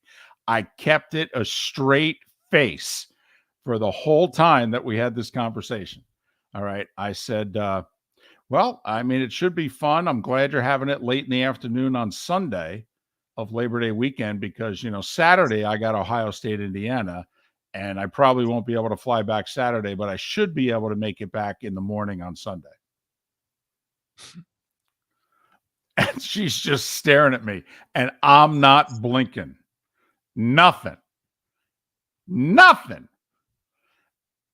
And then she's like, come on. You're really not working the weekend. I'm getting married, are you? What's she doing getting married during football season? and he's a sports fan. Okay, here's the problem, though. He's a Florida State fan. Okay, and they're playing, what, Monday night? Are they Labor Day against Yeah. LSU? I think. Are they Sunday night or Monday night? I don't know. But I know. That's what I said. I go, hey, come on now. You want to get married week That's 0? Sunday night too. I can't believe it. Yeah. I guess he really loves her. That's the only conclusion I can come to. Well, it's all I got. High hopes for this one. Well, yeah, absolutely. You know, I'll be in the background singing Meatloaf. 2 out of 3 ain't bad. Miller and Moulton, the Florida Sports Network, floridasportsnetwork.com. So anyway, yeah, I'm not working week 1. I will miss CBS's Big Ten opener. Kind of important. It's a debut. I know. It's another thing that I said. I go, listen, this better be a big deal, okay? Because I am missing CBS's Big Ten opener. Ohio State, Indiana. Ohio State, Indiana. Good news is there wasn't a lot of work for you to do in that game because it's going to be over early. Probably. But, actually there are times, though, that I could come in handy. And the other thing, then also I can just kind of rein them back in going, let's not try to get too entertaining here. It's just, no one's watching after all because it's 41-7. Let's just be as boring as possible. So just to close up the Pat Fitzgerald thing, do you think he survives? You wouldn't fire him. Do you think he gets fired? I do not think he gets fired. I also do not think he should be fired. Okay. I do, once again, the totality of his career, I do think should be taken into consideration here. Timing terrible. They're coming off a 1-11 year. That was chased after a 3-9 year. There's no doubt. After, I think, winning 10 or more games in 3 out of 4 seasons. I mean, I think he had gone. They had a 7-2 year in COVID. Okay. And the year before that, they were also 3-9. So he's 3-9, 7-2, 3-9, 1-11 are the last 4 years. Not good. Not good. The 7-2, though, I think they were in the Big Ten title game. I mean, Northwestern, by the way. I just, and you run off Pat Fitzgerald, by the way. How many people you think come running for this job? Seriously. I understand it's a Big Ten job, the whole deal. People will take the payday. But how you think you're going to find a better coach than Pat Fitzgerald? Yeah, the answer is no. That ain't happening. I think he survives, but I think it's going to be barely. Because, and I know it's not it's the Daily Northwestern, but when the school paper digs in, they're not done trying to find people. Then other news media outlets will start trying to dig as well. I don't think the media storm's done with Pat Fitzgerald, and it's not even close yet. I think they're just getting warmed up. I agree. Plus, Northwestern, the Chicago market, and quite a few alums in the media from Northwestern. I definitely think it will be talked about. I think he'll end up being suspended for 1 or 2 games. In fact, I would predict a 2-game suspension so that he misses the home opener, where it makes the president look as if he's making a statement. Felipe has a statement to make. It's called the Clutch Vodka Play of the Day. That's Clutch with a K. Felipe, what do you have for us today? Little Clutch baseball action before we go into the dark days of the MLB All-Star break, where we have no sports on, since I know no one will be watching the Home Run Derby. To the south side of Chicago we go. Cardinals at White Sox. Cardinals tied up in the 9th, and with the new baseball rules of a man starting on second base in extra innings, taking a lead is as simple as this. Ball to Young, the first man up. Drives that one down the left field line. That's going to do some damage. Around third is Gorman. The Cardinals have the lead 4-3 with 1 pitch. First pitch of extra innings. Paul DeYoung with the RBI single. Cardinals win 4-3. And there's your Clutch Vodka Play of the Day. That's Clutch with a K. Felipe, I will just say get to work now because the next 3 days of this should be fantastic for you. Oh, come on. It'll be real easy for you. Tomorrow, whoever wins the home run derby, okay, you go with the best damn call you can find. And on Wednesday, pick something from the All-Star game. Now, Thursday, good luck. Good luck on Thursday because you got bupkis. I mean, and if you know what he's going to do? He's going to run NBA Summer League on us on Thursday. Or Wimbledon. There you go. Wimbledon. Wimbledon is still on. Wow, tennis on the radio. That'll be riveting. Well, and he's already got one tennis. If he's smart, he already has one tennis call in the can that he can save for when he needs it. I almost went there. I almost went Swatek today. Top seed on the women's side, saved 2 match points to get through to the quarters. Hanging on the ropes. And I was just thinking about the umpire talking about the champagne corks. Oh, I know. Second point of the match. That was phenomenal.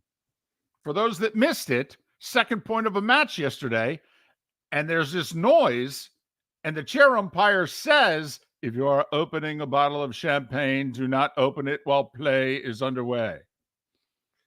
Miller and Moulton, encouraging you to open champagne at any point during our show right here on the Florida Sports Network.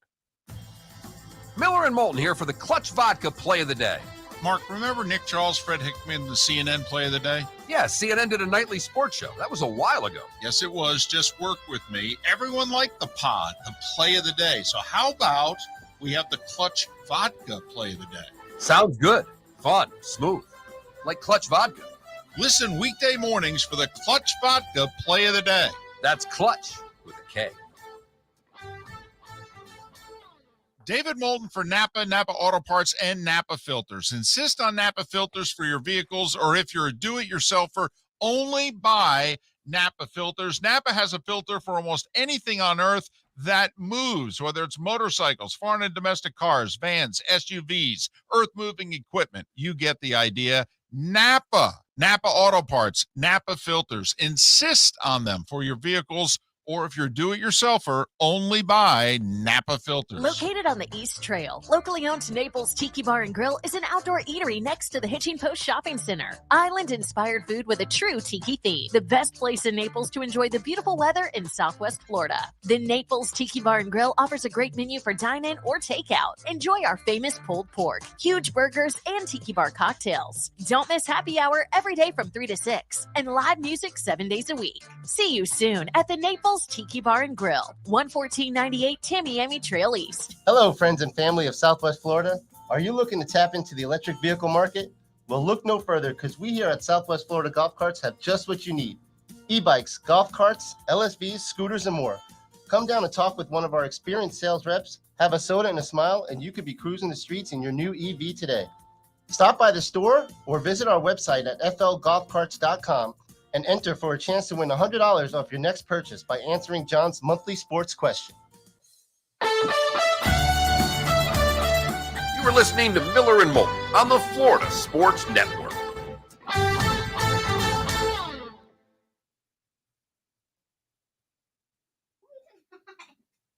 Well, Mom and I did.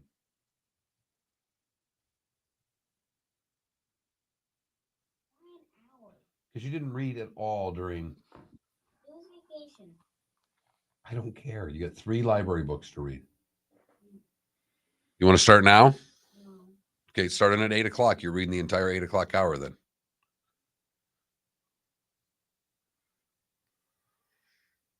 Line of the vacation. We're at my sister and brother-in-law's, and their kids don't do a lot of chores. My daughter does. Dinner was done. There's 10 of us at dinner, and my wife just looks at Maddie to start clearing the table. She starts clearing the table. After about the 3rd plate, she looks at her Aunt Nikki and goes, I'm supposed to be on vacation.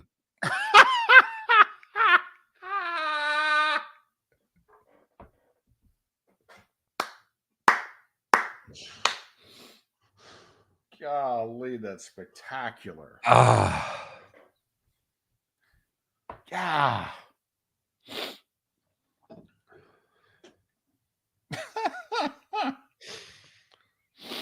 Good line, Maddie. It was. How old are their kids? Let's see. Well, the one was at camp. That's 13. The 11-year-old was there, and the 6-year-old was there. Did Maddie look at the 11-year-old like a little help here? Yeah, she did. Didn't get it.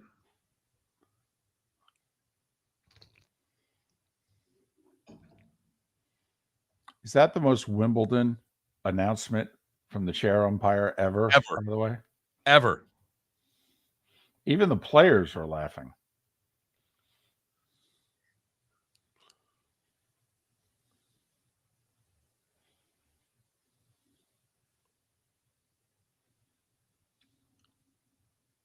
I love Wimbledon. Isn't the Madison Keys match on now? Should be, no. Let's see. ESPN2, because I thought her match was scheduled to start by now. Oh yeah, here she goes. I mean, lost the first set, won the second. Now becomes the question of how do I do this? Ooh. How do you do what? Get it on ESPN2. You go to ESPN2. Great. It's YouTube TV, jackwagon. Come on, you could figure it out. Come on.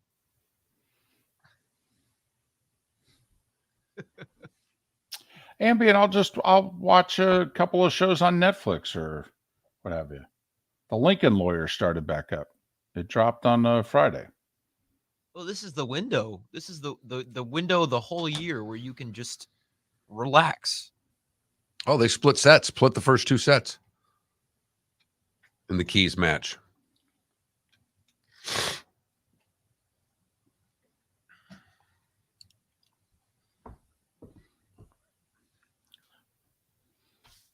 Great text. You don't need a better coach to go 1-11.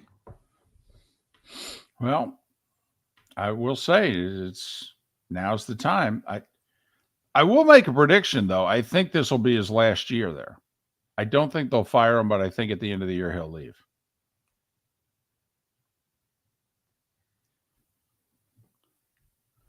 I don't know, Mr. Boutte. I'm trying to find the same thing. I thought I read where they dropped 5 and then 2 weeks later they're going to drop another 5. Is this your Lincoln's Lawyer show? Yeah. Okay. The Lincoln Lawyer. Started watching Jack Ryan. It's pretty good. Okay. It's pretty good. Wife and I just binged watched the 20 episodes of The Morning Show. Apparently season 3 drops in 2 months.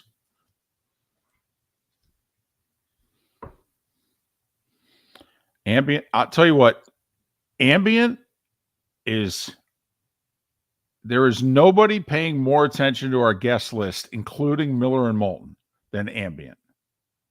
Okay, not today, no. Which was done intentionally, by the way.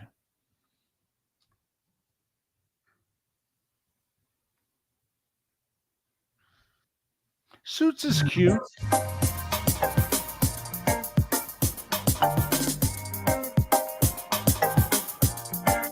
Welcome back to Miller and Moulton, only on the Florida Sports Network.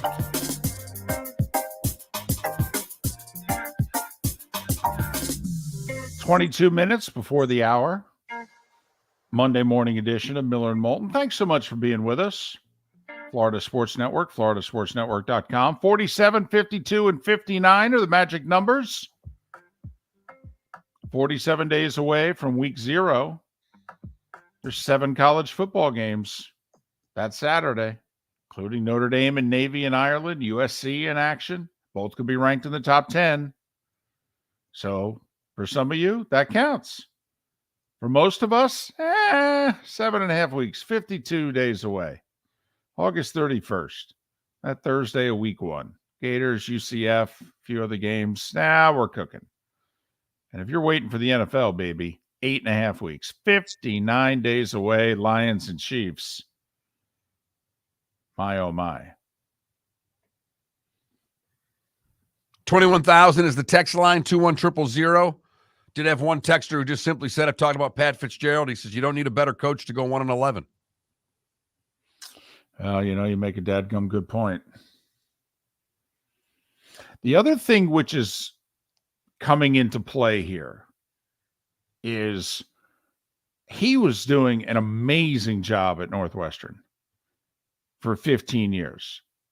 And right at the time that they spent $1 bazillion on their facilities, they got that state-of-the-art football complex with the entire wall that's glass overlooking one of the Great Lakes, right? Yeah, we're in Lake Michigan. Yeah. It's beautiful. Amazing. And ever since they built that sucker, they can't win football games. And, well, every now and then they'll hold that against the coach. Let me get this straight. You were doing really well. You said, imagine if we had facilities. We got you facilities, and now you're not doing well. So I do not think he gets fired. I obviously could be wrong. I don't think he gets fired. I do think, though, they're going to turn the 2-week unpaid suspension in July into a 2-game suspension in the regular season. He'll miss the Big Ten opener, and he'll also miss the home opener.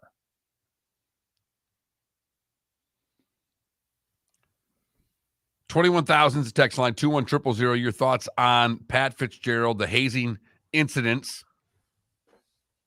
at Northwestern, and how this all plays out. So we just made a comment about Felipe and, Clutch Vodka play of the day and what's he going to have material-wise to work with the next few days. So we mentioned the home run derby, and I said I'm not going to watch it.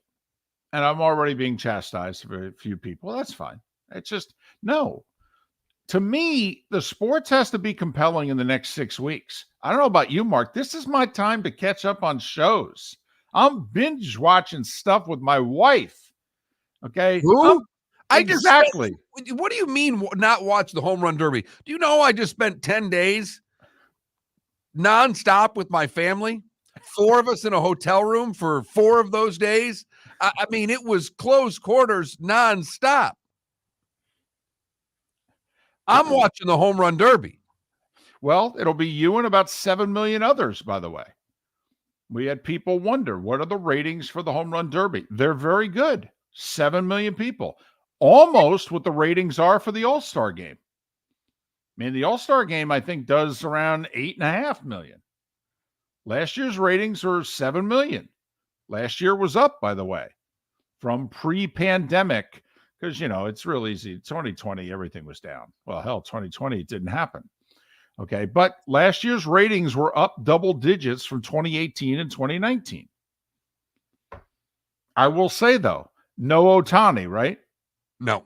Okay. No Judge. No. Right. I mean, and no offense, I mean, Pete Alonso, yeah, and I know he's been terrific in these things. He's also hitting .211 in the regular season. I'm a little down on Pete Alonso right now. That's a you thing with your team and the Mets and all that. That's true. Vlad Jr.'s in this thing. That should be entertaining. Arozarena? Yes. Who's been practicing, by the way? He's been practicing for the last week. He said yes to the home run derby. They were in Seattle. He started practicing over a week ago. We've seen it. These guys get worn out in this thing. It's real easy to do the first round. Everybody's fired up, ready to go, swinging out of their shoes, the whole deal. By the third round, they're exhausted. So, we'll see. But 7 million of you are going to watch tonight. I will say, though, they have improved the format of the home run derby. I agree. The head-to-head and the time, but the head-to-head's even better. The head-to-head, as opposed to just sending the top 6 guys go to the next round or whatever the hell it is, and then moving on. No, I actually like. I think it's 4 minutes they get the competition part of it. Okay, don't mock me, but last year's home run derby, on not 1 but 2 occasions, they had the count wrong. They missed home runs. They did. And people are betting on this. You are correct. Okay, and bets. Everything David just said is factual. They're betting on error. No. They're betting on the home run derby, and bets were. And home runs were missed. I see. A guy lost, I think. I don't know if it's first round or in the semis, but lost by 1, and they shorted him a homer. And they didn't correct it. All right. Now, listen, we've talked about this, you and I especially. We had thought that sports betting could be a boom for golf. Boom. All right, think about it. You've got in between tee shot and second shot, you got 5 minutes at least. Hell, there was an instance in the U.S. Women's Open yesterday where one group had to wait for a ruling. They waited 11 minutes before their next shot. And what can you do during those 5-7 minutes? You can place, will Amy Olsen get it within 20 feet? Okay, you can bet on it. But we talked about how in golf, there's a lot of taped coverage. These networks would have to radically do golf differently if golf wants to try to become a live betting force. It's really fun when you watch golf with someone who's never watched golf before. If you happen to be with your family and you put golf on and a mother-in-law or a brother-in-law is in the room who doesn't really watch it, and they show some obscure golfer come on television, just say he's going to make it. You look really smart. Oh, somebody's 8 shots off the lead. They're showing them on 17. Hey, I bet you this putt goes in. That's golf. Golf is largely taped. And there's a competition between NBC and CBS as to who can show more taped golf. NBC's winning close. But back to the home run derby tonight. I mean, it's kind of a big deal if you're having live betting on the home run derby as to whether or not a guy hit 22 or 23 homers. Because there's over-under on how many homers they'll hit. Never mind the competition. Getting the score right. Kind of important. Seems kind of simple. It really does. But it is kind of important. Yeah, especially if we're going to bet on it. Hey, you hit 25 homers. Actually, they're telling me I hit 26. No, it's 25. No, I'm telling you, they're 26. I hit them. Nope, 25. Huh. So apparently, I don't know, they're going to count differently this year. They figured out a new way.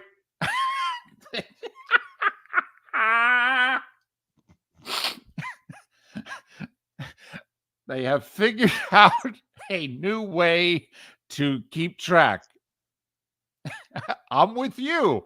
I would think 1,000, 2 1,000, Mississippi's, whatever they're using. Just stand there. Actually, is somebody next to the cage? 1 hits another one, holds up 2, 3. Can we have ring girls like in boxing? I mean, how about We'd that? have to go a little fast for that. I will say, we're not doing this at Fenway where we got the guy behind the green monster filling this out one by one. We should be able to do a little better than what they did a year ago. We'll wait till the A's move to Vegas to do the ring girls. Well, but I mean, listen, they don't have to take a lap. I mean, like they do in boxing. I mean, it's just, give the young ladies the placard on either side of the cage. By the way, here you go. Number 8. Okay. 8. 8. Oh, another one. 9.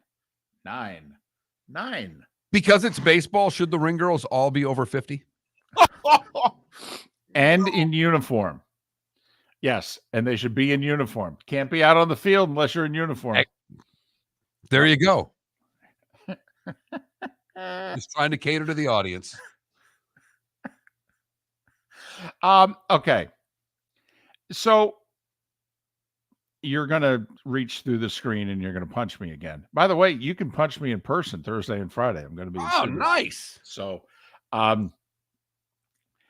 so this Ellie De La Cruz guy, who's, next to Ohtani and arguably Acuna, the most exciting player in the game. So, of course, he's not going to be in the All-Star game. I mean, it's an exhibition. Why would you not want to have a guy who's doing something at the age of 21 that, well, no one's ever done before? Nah, it's an exhibition. We got to take this seriously. Okay. Got to have one guy from every team after all. whatever. But doesn't what's going on in baseball right now, Mark, in all seriousness, there's a lot of terrific young talent in the game. I mean, there really is. Don't you want what we've talked about? Baseball's they got a clock in baseball. Come on. We never thought we'd see a clock in baseball. We thought the sport would shut down before there would be a clock in baseball. There's a DH in both leagues now. Okay, I mean, baseball is radically different from what it was just 10 years ago. And you and I are proposing that, they got to change the end of games. Got to get the stars up more. Well, if you're baseball and you seemingly have a bunch of young, athletic, gifted players that have cracked through or are on the horizon of cracking through, don't you got to get these guys on the field more in the 7th, 8th, and 9th innings? There's no doubt in the All-Star game, even though it's all All-Stars, would have been the perfect time to say you can adjust, hey, the All-Star game's lost most of its luster. People aren't interested in the game at all. No. If they, we're not going to do something as stupid for home field in the World Series anymore. We know better. But if they just said in the 8th and 9th innings, we're going to let you bat anybody you want. Right. So if Ohtani got his 2 at-bats in the first 4 innings, and then he sits for an hour, and all of a sudden, whoever's managing the American League looks at Ohtani and goes, yeah, you're batting second this inning. Why? Well, because I can. It may have brought more kept eyeballs on the game longer. And I know you're talking different. You're talking for the whole season, but it would have been a great time to experiment with this. No doubt. No doubt. Now, they do a lot of experimenting in the minor leagues before they actually do it in the majors. I'm wondering if we will see this. But, man, with the money you're going to have to start paying, and also, I mean, come on. Like, and it's not just the Reds. I mean, come on. If your team's playing the Reds, don't you want to see Ellie De La Cruz? I do. Even though he might beat me, I don't care. And I'm not comparing them, but I mean, come on now, all the stars in all the sports. Don't you want to see the ball in Jordan's hands, Kobe's hands, LeBron's hands? I mean, come on. That's why we're watching. And we know in all the other sports, we're going to see that. Yeah, star quarterbacks, $40 million a year. Well, at least he got the ball in his hand 3 minutes ago. Let's go. They're going to try to get it to Diggs. Well, they're double covering them. Well, life's hard. Let's go.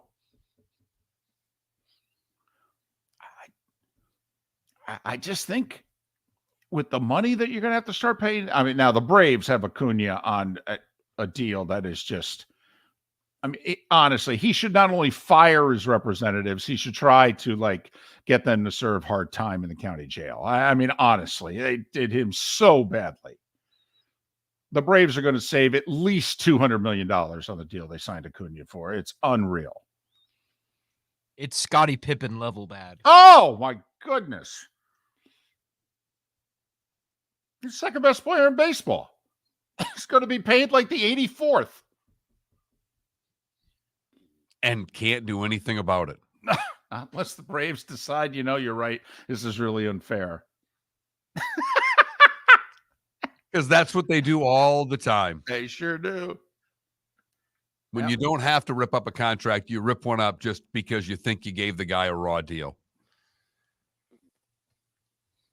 Miller and Moulton. Text line's 21,000. We thank you so much for listening. Right here on the Florida Sports Network.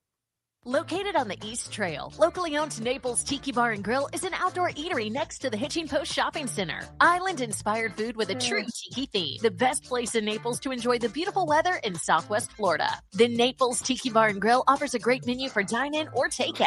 Enjoy our famous pulled pork, huge burgers, and tiki bar cocktails. Don't miss happy hour every day from 3 to 6 and live music 7 days a week. See you soon at the Naples Tiki Bar and Grill, 11498 Tamiami Trail East. David Moulton for Napa Auto Parts, and Napa Filters. Insist on Napa Filters for your vehicles, or if you're a do-it-yourselfer, only buy Napa filters. Napa has a filter for almost anything on earth that moves, whether it's motorcycles, foreign and domestic cars, vans, SUVs, earth-moving equipment. You get the idea. Napa Auto Parts, Napa filters. Insist on them for your vehicles, or if you're a do-it-yourselfer, only buy Napa filters. The waterways of Naples are a beauty to behold, and the Bayfront Inn has multiple ways for guests to enjoy the water and have some fun.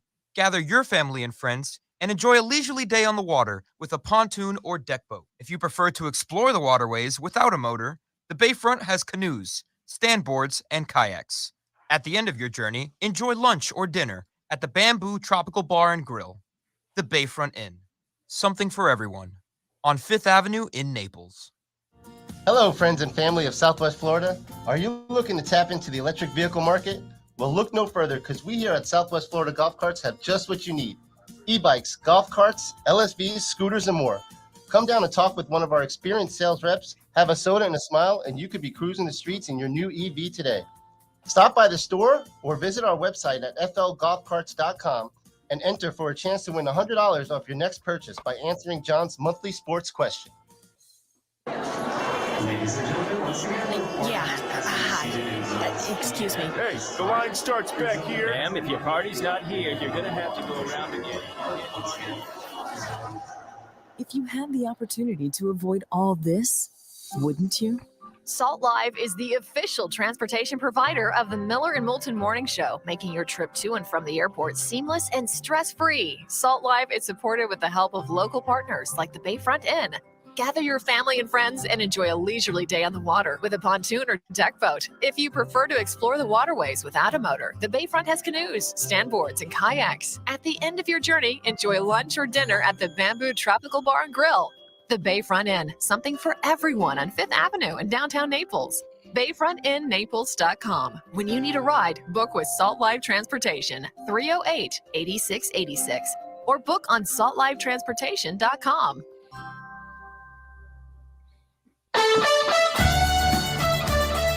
You were listening to Miller and Moulton on the Florida Sports Network.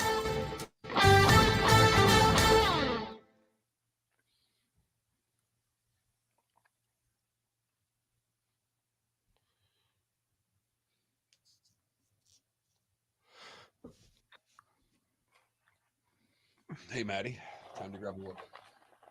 Maddie, it's time to grab a book.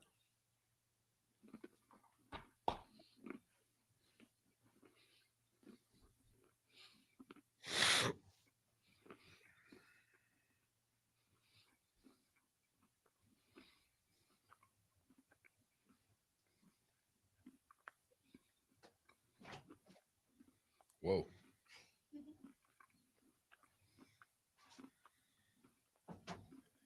Keys is taking a tour in the third set, up 4-1. Good.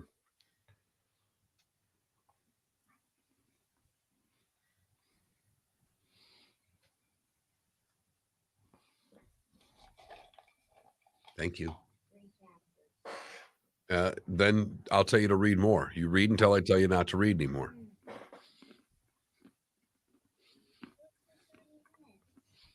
Maddie?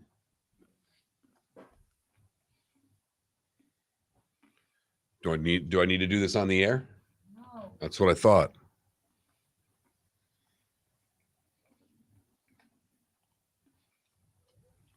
That could be the poll question.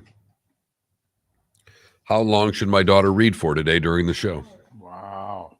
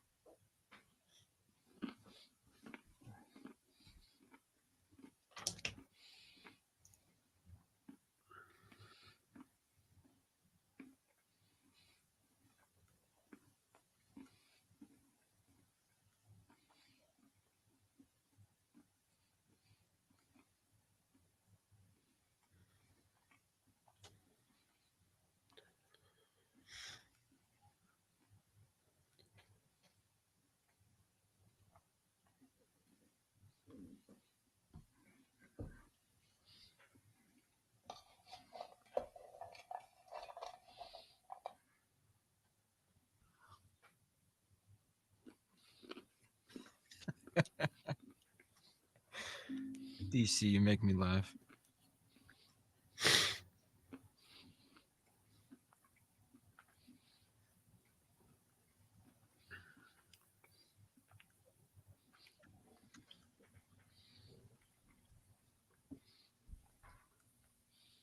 Damn. Oh yeah. Settle down, Felipe. Madison. Madison. Oh, you got excited about a Madison Keys forehand. Well, let's see. He's not going to see any sports for the next 4 days. After a 109 serve. Come on now. Bring the heat. Is she like the only American left? I mean, Tiafoe. Pagula. And on the men's side, the college kid, Edmonds. Oh. He's like 23 years old, but he's playing Cespedes today. Yeah, Tiafoe was murdered. Yeah. He had a funny quote afterwards. How would you describe the match? He said, I played effing awful.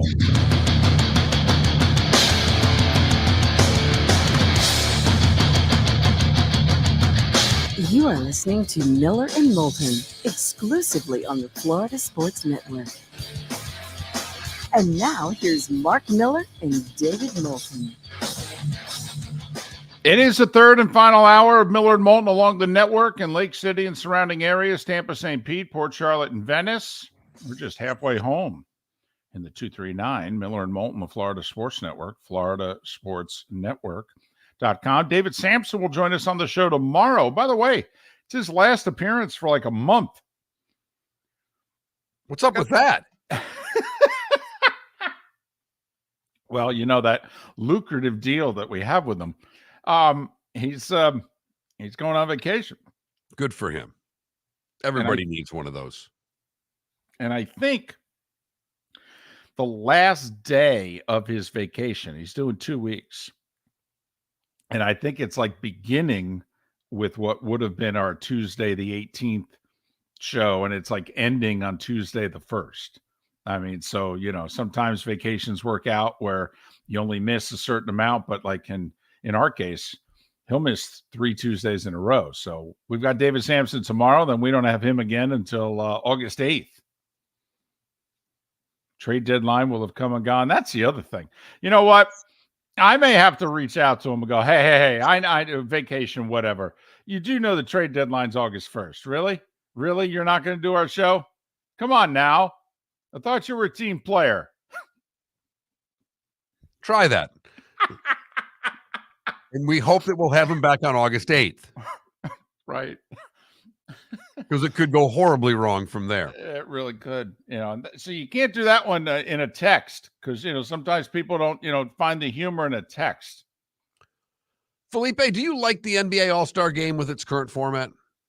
The NBA All-Star Game? Yeah, the NBA where they pick the teams. I do. Okay. They might go back to East and West, though. Well, I've seen people talking about the Major League Baseball All-Star Game needing a big change because people don't care as much. And to go to an NBA style of, we don't really have leagues anymore. Does it make any sense to continue to play an American League versus the National League? There's nothing at stake.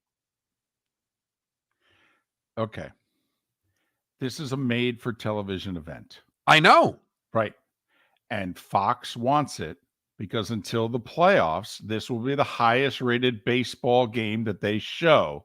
In fact, this may be the highest-rated baseball game they show until a league championship series game. So here's my thing. If I were to make one change to the All-Star game, I would go back to the guys wearing their own team uniform. Yes. Please. With the NBA especially, because these All-Star Game jerseys are just hideous. It's little, it's quaint. I don't normally get into uniforms, but just a thought. You know, and if you want to put them all, Mark, in the same pants, whatever they are, okay, and just everybody wears their tops, in which I realize, oh, he's with the Guardians. Oh, he's with the Marlins. Well, I'm just curious if any other, and that's your tweak, is just have them go back to wearing jerseys. And I think that's a good tweak to have, given the fact that I don't recall ever seeing anybody wearing an all-star jersey around. Right. Have you ever Felipe, you're a Jersey guy. Yeah. And I don't mean a New Jersey guy. I mean you like wearing a team jersey. I don't own an All-Star jersey. Do you know anybody that does? No. That's my point. Well, yes. The Marlins hosted the All-Star game in 2017. A Stanton version of that. So you have an All-Star jersey? No, I don't. Okay. My cousin does, whatever. So, I mean, that's why they do it. It's to sell them. If people are buying them, they'll continue to do so. Yeah, but I don't see them out a lot. I don't see people wearing All-Star jerseys. I don't think Felipe's cousin and 17 others is enough to continue to have the uniforms the way they are. I think you're right. A change I would make. And I liked it because before they used to wear the quote-unquote all-star jersey just for the home run derby. But now they wear it for the game as well, and I'm not really a fan of that. But we've evolved away from these games. We don't even watch the Pro Bowl anymore. We don't watch football anymore. And because of it, they've done away with the game. I mean, now it's a skills competition. I mean, if we're not watching football anymore, I mean, what chance do these other games have? Well, I'm trying to figure out, too, because people with baseball are trying to talk about, a skills competition outside of the home run derby. I don't know what. I mean, I guess you could have outfielders trying to throw guys out at home. Players union would never say yes to it. The whole risk of injury thing. Yeah. They wouldn't. I mean, that's why I embrace the 3-point contest and the dunk contest. I mean, look at who competes in the dunk contest anymore. I mean, Mark, you and I were of a certain era and what have you. I mean, there was Jordan and Dominique going head to head in Chicago the one year, and Dominique got screwed. He was the better dunker, and they gave it to Jordan because, well, he's playing in Chicago. But I mean, think about that. Dominique and Jordan were in the slam dunk contest. I mean, who's the equivalent now to, without a doubt, Hall of Famers, superstar players? Seriously, you can't get one of those to compete in the dunk contest now. It's laughable. It's rookies or role players. Yeah. Now, don't get me wrong. Some of them put on a hell of a show. I mean, that Zach Levine and the other guy a few years ago show was as good a dunk contest, quite frankly, as the league's ever had. But, I mean, we don't know who the hell the players are. We're not going to watch. Larry Bird used to win the 3-point shooting contest. When's the last time Kevin Durant was in a 3-point shooting contest? Well, hold on, because Steph Curry participates when he can and wins it. What do you mean when he can? When he was hurt, he didn't participate. Okay. Well, all right. There you go. That part of why, by the way, he is who he is.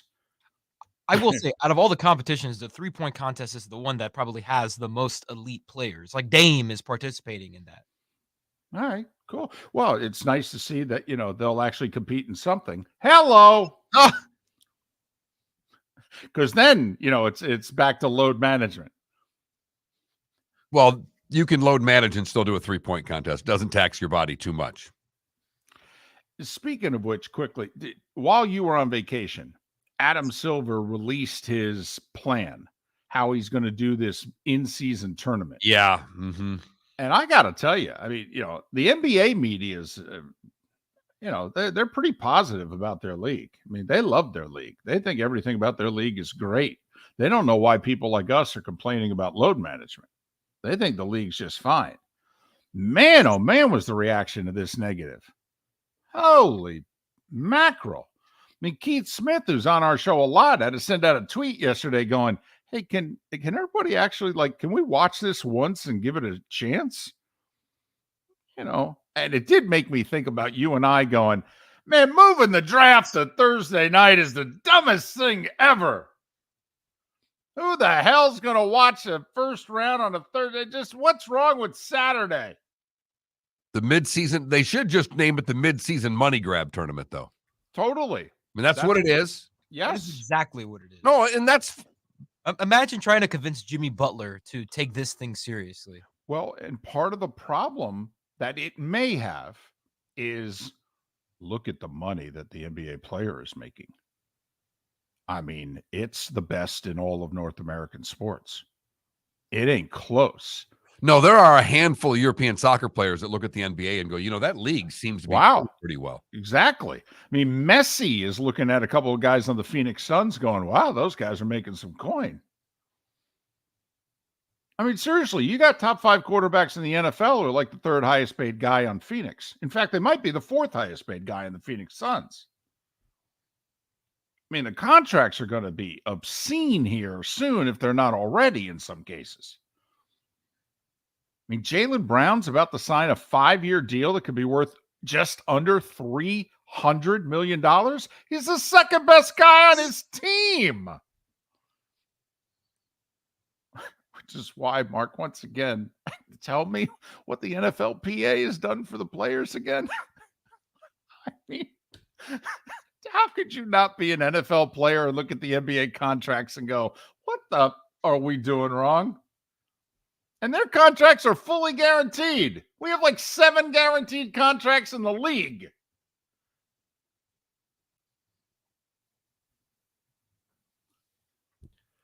You wonder how much longer the NFL can survive without giving players guaranteed contracts. Well, they signed them to like what, a 10, 11-year CBA. I mean, it runs through the decade, I'm pretty sure. So they're laughing. I'm just waiting for the strike. I am. I'm waiting for them to finally go, listen, you guys have had a great run. We got to start making A, more money, and B, these contracts have to be guaranteed. If the NBA contract's guaranteed, if the MLB contract's guaranteed, the NFL contract needs to be guaranteed. And we're willing to strike for it. And we all know the problem. In a league where the average player only plays for 3 years, it's tough for the rank and file guys to strike knowing that they're taking a third of their lifetime NFL income and putting it on the line. I think the NFL would cave. Don't get me wrong. We'd have strike games. We would. We'd have what we had in 82. Was it 82 or 87? We had strike football in 87. 82, they just shut the league down for like 2 months. 87, we had strike football for 2 to 3 weeks. It was horrendous. And think about it. 2 spring football leagues right now, there actually are an abundance of players if you were to try to pull this off. But everybody who watches says it's not good football. It doesn't interest me. And the fan loves the non-guaranteed contract. It's one of the things that's gravitated people towards the league more and more, is that these guys have to earn it every year or they can get cut. We love it. Yeah, we are selling the players out, aren't we, as fans? 100%. I mean, think of all the years we've done this, David. And the number of calls, and we used to take calls, and now we take texts. Cut him. Just cut that guy. Right. I'd play for that. Yeah, we all would. I got it. You can't play, though. He can. There's a big difference. So, I don't know. Sidebar there to a couple different topics that are kind of maybe joined at the hip. I don't know. All starting from the MLB All-Star game. Right. What's need to change. Home run derbies tonight. All-Star games tomorrow night. See if they can keep count tonight. Would be nice if they could just have the exact number of home runs equivalent to the number of home runs that they have on the board. It seems like that should be a prerequisite. Miller and Moulton, thanks for listening right here. Florida Sports Network. David Moulton for Napa, Napa Auto Parts, and Napa Filters. Insist on Napa filters for your vehicles, or if you're a do-it-yourselfer, only buy Napa filters. Napa has a filter for almost anything on earth that moves, whether it's motorcycles, foreign and domestic cars, vans, SUVs, earth-moving equipment. You get the idea. Napa Auto Parts, Napa filters. Insist on them for your vehicles, or if you're a do-it-yourselfer, only buy Napa filters. Ladies and gentlemen, once again. Yeah. Hi. Excuse me. Hey, the line starts back here. Ma'am, if your party's not here, you're going to have to go around again. If you had the opportunity to avoid all this, wouldn't you? Salt Live is the official transportation provider of the Miller and Moulton Morning Show, making your trip to and from the airport seamless and stress-free. Salt Live is supported with the help of local partners like the Bayfront Inn. Gather your family and friends and enjoy a leisurely day on the water with a pontoon or deck boat. If you prefer to explore the waterways without a motor, the Bayfront has canoes, standboards, and kayaks. At the end of your journey, enjoy lunch or dinner at the Bamboo Tropical Bar and Grill. The Bayfront Inn, something for everyone on 5th Avenue in downtown Naples. BayfrontInNaples.com. When you need a ride, book with Salt Live Transportation, 308-8686, or book on saltlivetransportation.com. Hello, friends and family of Southwest Florida. Are you looking to tap into the electric vehicle market? Well, look no further, because we here at Southwest Florida Golf Carts have just what you need. E-bikes, golf carts, LSVs, scooters, and more. Come down and talk with one of our experienced sales reps, have a soda and a smile, and you could be cruising the streets in your new EV today. Stop by the store or visit our website at flgolfcarts.com and enter for a chance to win $100 off your next purchase by answering John's monthly sports question. You were listening to Miller and Moulton on the Florida Sports Network.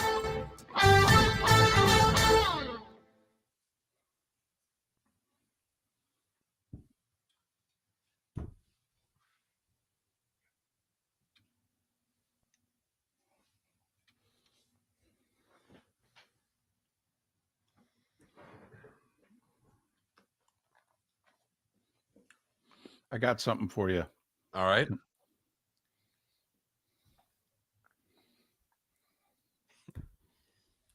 I saw a funny tweet that some guy ran into Jaime Jaquez at like a club or something. Jaquez says, "Man, I just hope I don't get traded." Poor guy is the embodiment of heat culture and might be part of that Dame package.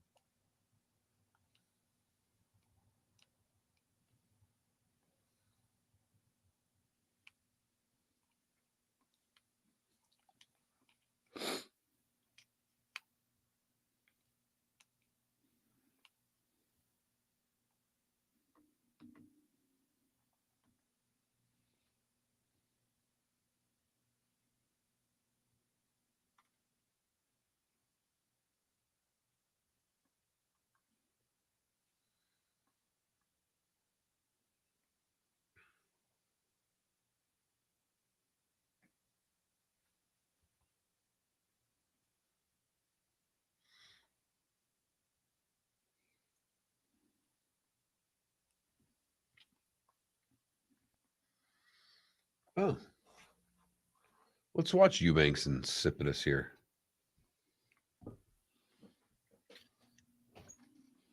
Hey, Twitch chat, you getting ready for Prime Day? Oh boy. What? So tomorrow and Wednesday, I believe, is Amazon Prime Day. If you have Amazon Prime, it is a day filled with deals. It is Amazon's Black Friday. Tomorrow? Tomorrow and Wednesday. Yeah. Prime Day. Oh. Mark, get the recycling ready by the end of the week. No, fortunately, my wife won't touch it. After vacation, we'll be on a little halt. Oh, there we go. Tighten in the old belt. Except for the dog. Dog who was in the hospital the entire week we were getting attended to by everybody at my wife's hospital. Oh, really? Oh, yeah. His wound came open and... Oh, blank. Yeah, we'll see.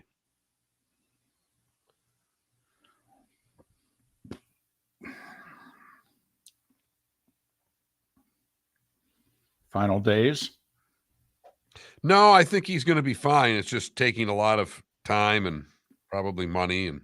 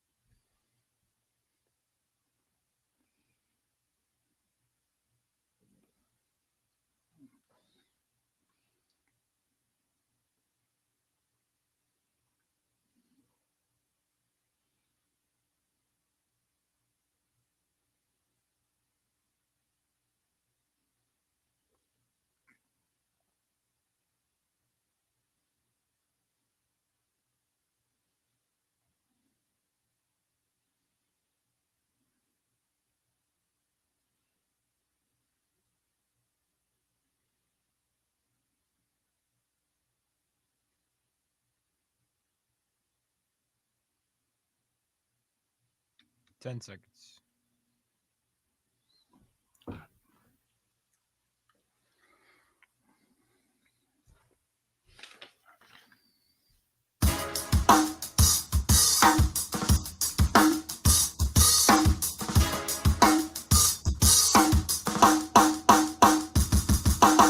Welcome back to Miller and Moulton, only on the Florida Sports Network. 21 minutes past the hour. Thanks so much for being with us. Miller and Moulton, Florida Sports Network, floridasportsnetwork.com. We touched upon this very early in the show, but we did not peel the onion back, so to speak. Going to try to do that with you now, Mark. We made light of it. I would like us to take it moderately seriously going forward. The Marlins have their best record at the All-Star break in franchise history. The Marlins had their best record pre-All-Star break in franchise history when they began their 7-game homestand against the Cardinals and the Phillies. They went 3-1 against the Cardinals, and then here come the Phillies. And they drew 13,850 on Friday night, 18,132 on Saturday. They did draw 21,159 yesterday. But their 3-game series against the Phillies, in which they're playing the best baseball that they've played arguably ever, but certainly in 20 years. And the best baseball, Mark, that they've ever played while playing in this stadium. This is their 12th season playing in this stadium with the retractable roof. They didn't draw 18,000 a game. Mark, out of 30 teams, they're 29th in attendance. They're averaging 12,609 per game. I'm Bruce Sherman. I'm sitting in my house in Naples. I own the Marlins. I paid over $1 billion. You're my top advisor. I'm freaking out a little bit today. I am genuinely concerned that, you know what? I don't think this is ever going to work. What are you saying to me? Well, the first thing I'm saying is slow down a little bit. If David Sampson's taught us anything on this show, it's that this year's record doesn't have a lot to do with this year's attendance. That this year's record is supposed to help next year's attendance. And the Marlins have been bad for a while. Take out the pandemic right, wild card year, and let's just table that. Because that was a one-off and it didn't do anything in any direction. Right. You now have a core of good young pitching. Mm-hmm. You have an exciting bat and a few other exciting players that this should develop into something for next year from an attendance standpoint. So you're telling me that basically whatever I do and get this year is, well, that's icing. Yes. The cake, whatever I bite into next year, that's more truth serum than what I'm drinking now. Absolutely. That what we're doing now is setting the table for next year and years past that, when we're going to be, we've figured out the baseball end of this. We've got the team in the right spot. The fans will come if we keep winning. Okay. What if I say to you, I'm not fully buying what you're selling, but I'm willing to buy it for 3 more weeks? You know, the Marlins only have 7 home games in July, and they really only have 3 until the final week of the month. You know, because they come out of the All-Star break, they go on the road. They go Baltimore and I think St. Louis. Then they come home for a 3-game series against, I think it's the Rockies. Then they go on the road again. They got Nothing 2 as attendance gold like the Rockies coming to town. Yeah, for a weekend series. No question about it. Right. Promote them out of that. Good luck. Then I think they've got a 2-game series in St. Pete, and they've got another series on the road. And then I think they come home. I think it's 3 with Detroit, leading into a 4-gamer with the Phillies. July 31st and then August 1st, 2nd, and 3rd. Let's just say the Marlins play around 500 baseball over the next 3 weeks. So they're still a playoff team. They may even still, Mark, have the second best record in the National League. Which, by the way, against the remaining, they got 3 in Baltimore, 2 against the Rays. I mean, let's give them 500 over the next whatever games. And here come the Phillies back 3 weeks later. Shouldn't I expect 20,000 Friday, Saturday, Sunday, July 31st? Is it? No, it's a Monday through Thursday. I'm sorry. Okay, it's a Monday through Thursday series. I need some people at the ballpark, man. Is that so you're saying that's unrealistic, that basically it ain't going to happen this year? I don't think it happens until mid-August if they're still at the level they're at.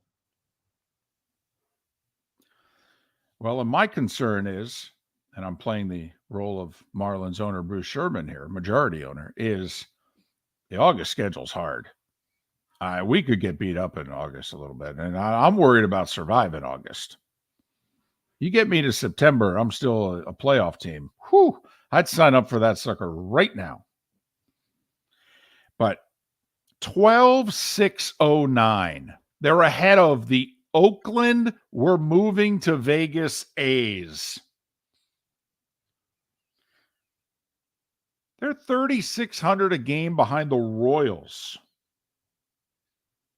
By the way, care to guess where the Rays are in attendance? Well, I was about to ask you where the Rays are.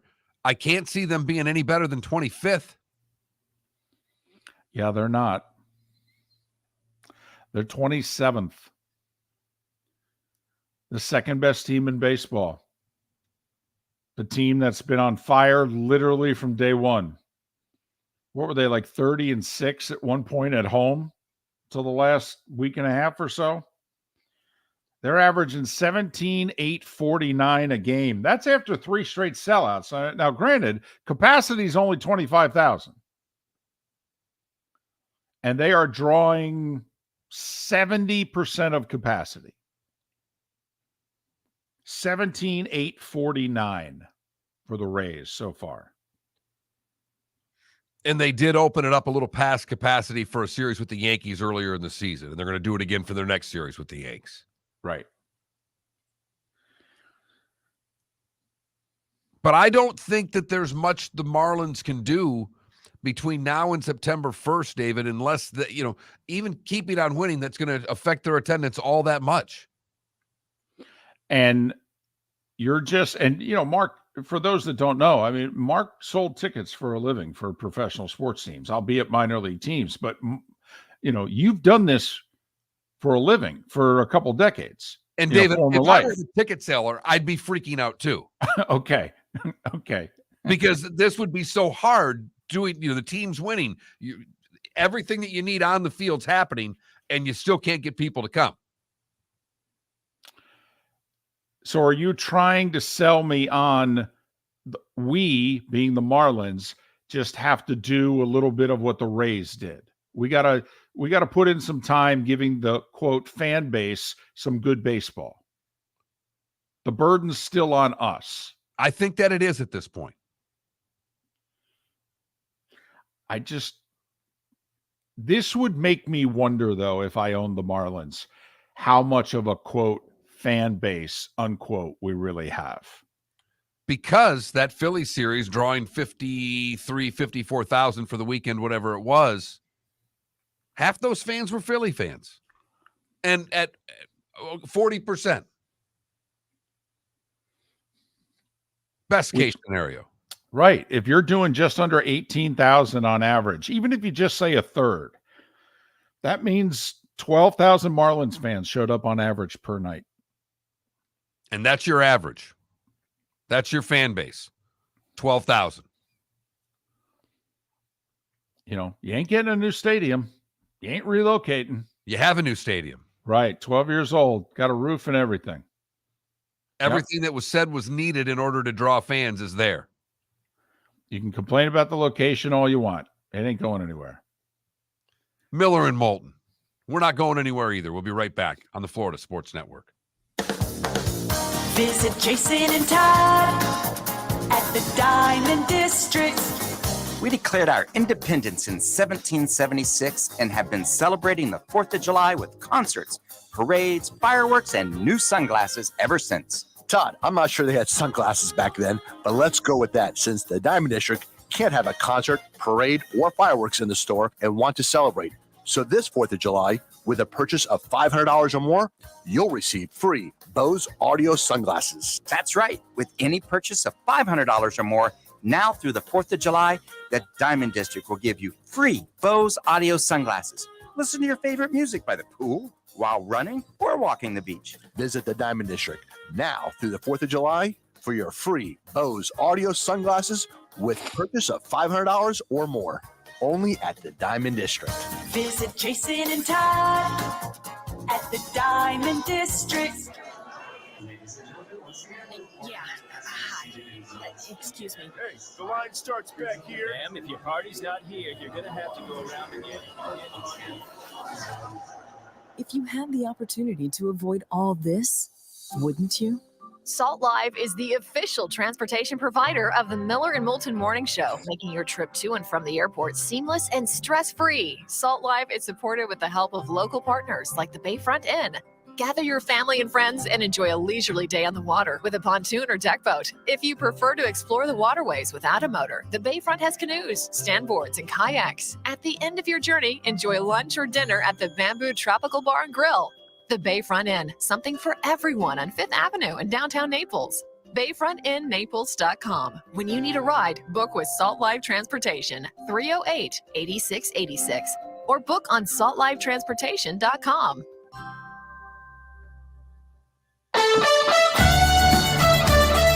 You were listening to Miller and Moulton on the Florida Sports Network.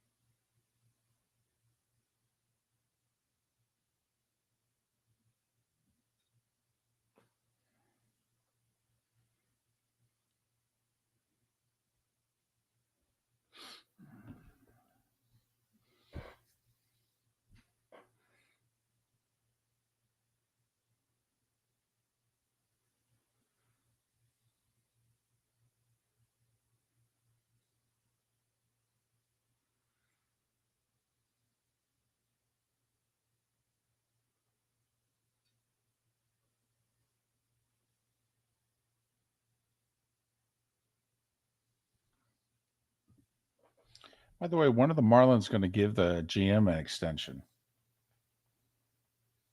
It's a great question. Her contract's up at the end of the season.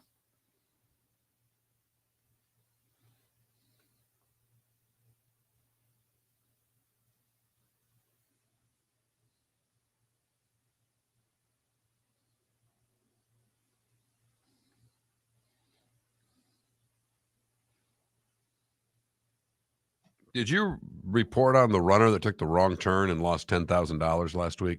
No.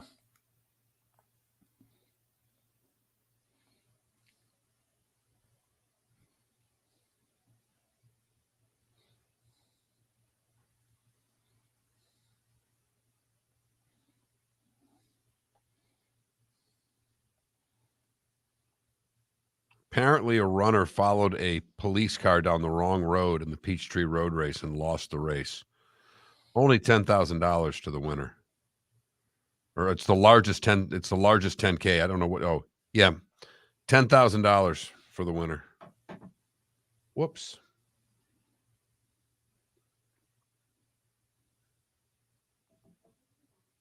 Yep.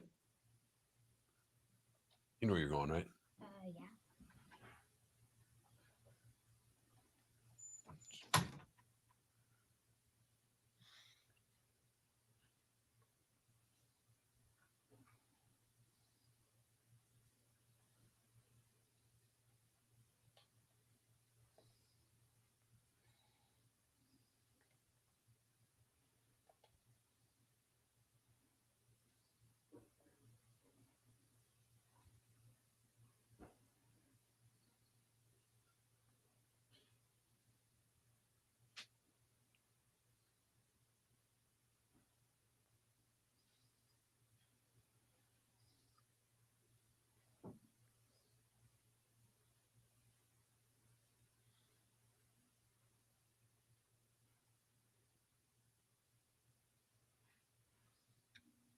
10 seconds.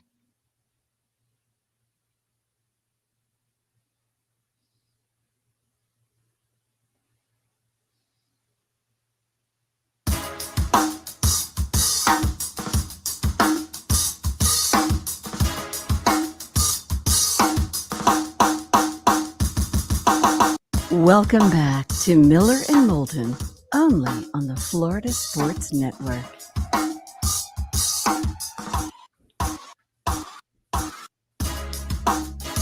"22 minutes before the hour, final segment in Lake City, Tampa, St. Pete, Port Charlotte, and Venice. The bonus hour awaits at the top of the hour. Miller and Moulton, the Florida Sports Network, floridasportsnetwork.com. Kicked a few things around today. It's that time of year. Home Run Derby tonight. Baseball All-Star Game tomorrow. That's it. Zip zilch nothing on Wednesday. Although, is there like a AAA All-Star Game somewhere? AA? You know, you broadcast a minor league All-Star Game one time that got some national attention because it was a slow sports night and they didn't have anything going on. They picked up your game, right? Yeah, I did one All-Star game that picked up. Probably the biggest game I did was during the strike year, though. Just a regular old minor league game got picked up by MSG Network when they were starving for programming. There you go. But yeah, it's a couple of games every once in a while you get lucky being a fledgling minor league broadcaster. So I'm doing this just for Felipe, just to make sure that he makes it until the top of the hour, because I know he can get a little shaky if he hasn't had an extra coffee late in the show. So this win by Yama, who scored just 9 points on Friday night. Right, he got posterized in his first game. And afterwards, his quote was, "Yeah, I didn't really know what I was doing out there." Well, he scored 27 yesterday, so Spurs fans can take a deep breath. He's not going to be the Ryan Leaf of basketball, apparently. But speaking of which, remember Monty Williams got all that money to go to the Pistons because, well, that's the only way they can get somebody to go coach Detroit. Right. Well, that meant that he was the highest paid coach in the league.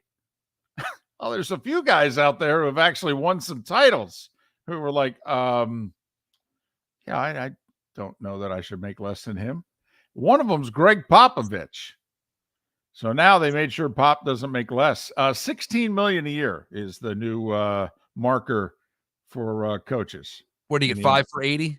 5 for 80. He's also, they literally made him Grand Poobah of basketball operations. They almost use the phrase Grand Poobah. It's like president of basketball ops. Basically, he's in charge of everything if he wants to be. As he should be. Well, there is a GM there after all. I mean, so basically, though, the only person Pop answers to is the owner. As if that wasn't already clear. Well, Wembiana is going to be there for a little bit, so Pop says, I'll be here for a little bit. We'll see how this all works out with this young potential superstar to the league. Can I recommend he shave? Because it's all white. Makes him look older. As somebody who's gone largely white, let me tell you, when you don't get the haircut and you let the hair go long, that's all white. Not a good look. Like right now, I have not shaven. I should, because I look a lot younger when I shave. Because right now, what's filling in? All white. Pop, you got to shave, dude. Got to shave. The stress of coaching the San Antonio Spurs for the last 2 years is showing with that. Pop doesn't care. Come on. Seriously? He finds this all amusing. They were tanking last year. He knew it. Please. I am with you. He would take 8 to 10 years off what he looks like exactly instantly by shaving. Right, because he looks 87, and apparently he's right around 70. So just try to look your age. Shave. That's all. My dad's dad, okay, who passed away when I was young, but what I remember of him, he had Parkinson's, and he didn't shave in his latter years. And when I used to go and see him, I used to tell him, and that's just what you want to hear, by the way, when you're struggling to, get literally out of bed every day and you've got the shakes really badly and it's painful just to move. That's what you want. You want your 8-9-year-old grandkid saying, Grandpa, you really got to shave. Okay. That's really what you want. By the way, I realize that now. When my time comes, I'm going to apologize. I'm going to say, listen, I was being a punk. I didn't realize I was being a punk. Or maybe you'll just have a grandkid that'll tell you to shave. Right. After spending the weekend with my mother-in-law and my daughter and my wife contend, as you probably saw in your household, David, sometimes the wife and the daughter can get under one another's skin. No. And it can get a little contentious. And my mother-in-law just laughs and laughs and laughs. She says, I told her when she was a teenager, I hope she has one that's just like her. And it looks like she does. With your sarcasm, too. So, I mean, it's the perfect. Yep. Yeah, the teenage years are going to be really interesting around the Miller house because I already know the late single digits can be interesting from day to day. You're going to be a hero, man. You're going to be big man on campus, not with the wife, but with the child. Just as long as we can both live through the sarcasm that's going to come out of our mouths. Right. So we were talking about the Marlins there for a second. How about the Rays? How concerned are you? Lead's down to 2, by the way. Lead is down to 2. They've got injuries to the starting pitching, again, some of which are not going anywhere. I mean, I saw some Rays folks in the media who are like, okay, we need to be serious. We need a starter, a reliever, and at least one bat. I know we have the best record in the American League. I don't want to hear it. So was this just a rough week? Or if you're the Rays, are you like, we might want to be a little more active than we normally are?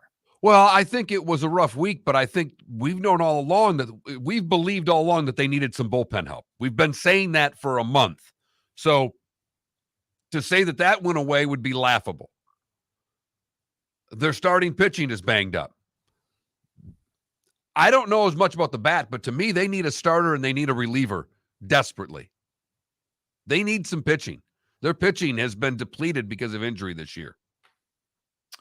Well, there are 5 teams that you should be able to call immediately, right? I mean, come on. If there's anybody decent on the A's, on the Royals, on the White Sox, I mean, come on. They obviously can end. The A's, it's not a charade. Who knows what the Royals are doing? But the White Sox is a charade. I mean, that needs to be blown up. They're not contenders. They're not at all. And they've got some parts that they have 3 starting pitchers, 2 of whom become free agents at the end of the year. I don't think it'll cost much to get Lance Lynn. Now, you got to pick up his salary, and he's a little more money than the Rays like to spend. But remember, you prorated now. You're getting 40% of Lance Lynn. He'll give you some innings. He'd probably be your number 4 starter in the playoffs. Maybe start a game. Power arm. You could put him at the back end of the bullpen, by the way, and have him be a power arm for 3 to 6 outs, too.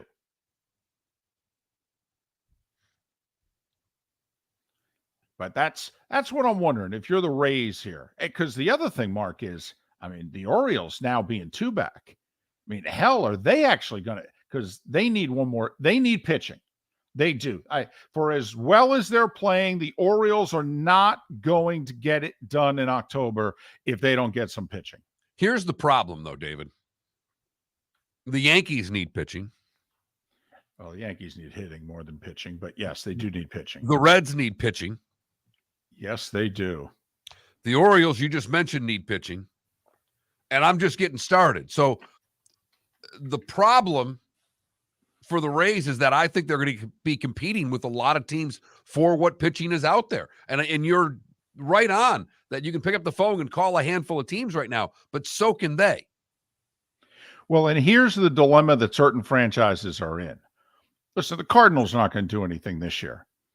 But the Cardinals, they don't rebuild at all. We've got some Cardinals fans listening right now. The last time the Cardinals did anything that looked like a rebuild was the mid to late 70s. And they didn't call it a rebuild.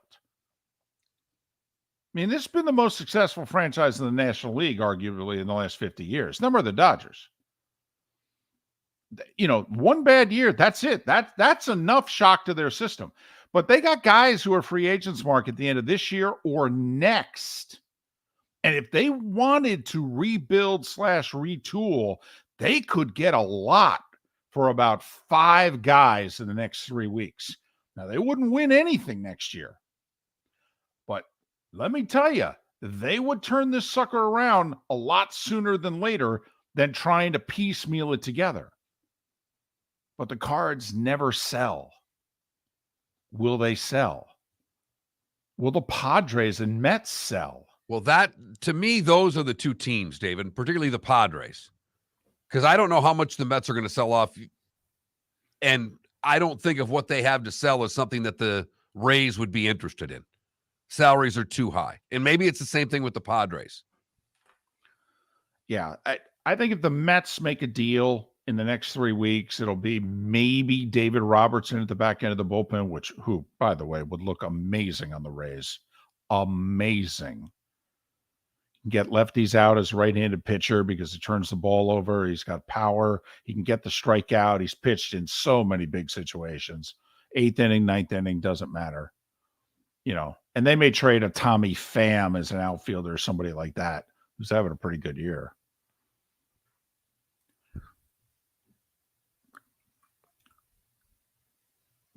But we've said it now for, my good, David, you and I have been talking about the Rays adding pitching for over a month. Mm-hmm. Yeah. We did not want them to get in the position that they're in right now, where all of a sudden you lose a couple more guys. Now you start losing some games and you become a little closer to the desperate side of need that you were early. Now, I still like the Rays to win the East. I do. I like their pitching far more than Baltimore's. Like the Orioles lineup better, but I like Tampa Bay's pitching better. Also, they've done this before. The Orioles haven't. What are the odds that in September, if they're looking each other in the eyes, if one franchise is going to blink? Don't you think it'd be the guys in Baltimore this year before it'd be the Rays? But I'll tell you what, they are really good and they are coming. They are coming. They got 4 more in AAA. Look just like the 4 guys they've called up in the last 14 months. And that whole division could be buyers, David. Yeah. The Red Sox and Yankees are not out of this by any stretch of the imagination where you think they're just going to cave. Yankees are a game out of the final playoff spot. The Red Sox are just 2, even though they're in last place. What are the Angels going to do, by the way? What if they have 2 more rough weeks? I mean, they have gotten their oomph kicked in the last 10 days. Trout's out 4 to 6 weeks. Mark, I said literally today I would be offering Ohtani and his agent $500 million. I would want to know right now. Because if I offer you 9 years, $500 million, and you say no, you ain't re-signing. So I'll trade your butt in 2 weeks.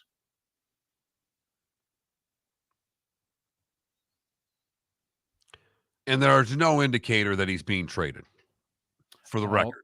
Well, up until like 48, 72 hours ago. But yes, the Angels GM had laughed at people up until the weekend. And now they're starting to get their butt kicked. And now it's starting to look bad. Don't you have to have that conversation, though, if you're the Angels with Ohtani and his agent? I mean, you just put an amount of money on the table that has never been offered before. 9 years, $500 million. That's 55 plus a year. Judge got 9 years. I'll give you 9 years. I'll pay you as both a pitcher and a hitter. 9 for 500. Yes or no? No, I want to test free agency. Well, then I'm trading you. Thanks. Appreciate the answer. Wish you all the best. And then what would it take just to get him?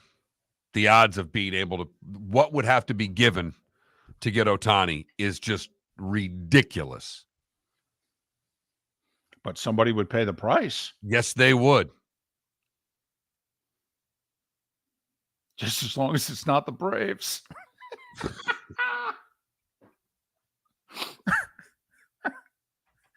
Oh, for goodness sakes. Almost swallowed my tongue when you said that. Hey, listen. I mean, the best run organization in baseball these days, them and the Rays. We'll say this, the Dodgers need a bunch of pitching. They're still the deepest organization in baseball. I expect them to make some deals, even though they're tied for first. Tampa, St. Pete, Port Charlotte, Venice, Lake City. We thank you as always for listening. We'll be back tomorrow morning at 6 a.m. The bonus hour in the 239 is next. David Moulton for Napa Auto Parts, and Napa Filters. Insist on Napa filters for your vehicles, or if you're a do-it-yourselfer, only buy Napa filters. Napa has a filter for almost anything on earth that moves, whether it's motorcycles, foreign and domestic cars, vans, SUVs, earth-moving equipment. You get the idea. Napa Auto Parts, Napa filters. Insist on them for your vehicles, or if you're a do-it-yourselfer, only buy Napa filters. Hello, friends and family of Southwest Florida. Are you looking to tap into the electric vehicle market? Well, look no further, because we here at Southwest Florida Golf Carts have just what you need. E-bikes, golf carts, LSVs, scooters, and more. Come down and talk with one of our experienced sales reps, have a soda and a smile, and you could be cruising the streets in your new EV today. Stop by the store or visit our website at flgolfcarts.com and enter for a chance to win $100 off your next purchase by answering John's monthly sports question. Ladies and gentlemen, once again. Hi. Excuse me. Hey, the line starts back here. Ma'am, if your party's not here, you're going to have to go around again. If you had the opportunity to avoid all this, wouldn't you? Salt Live is the official transportation provider of the Miller and Moulton Morning Show, making your trip to and from the airport seamless and stress-free. Salt Live is supported with the help of local partners like the Bayfront Inn. Gather your family and friends and enjoy a leisurely day on the water with a pontoon or deck boat. If you prefer to explore the waterways without a motor, the Bayfront has canoes, standboards, and kayaks. At the end of your journey, enjoy lunch or dinner at the Bamboo Tropical Bar and Grill. The Bayfront Inn, something for everyone on Fifth Avenue in downtown Naples. BayfrontInNaples.com. When you need a ride, book with Salt Live Transportation, 308-8686, or book on saltlivetransportation.com.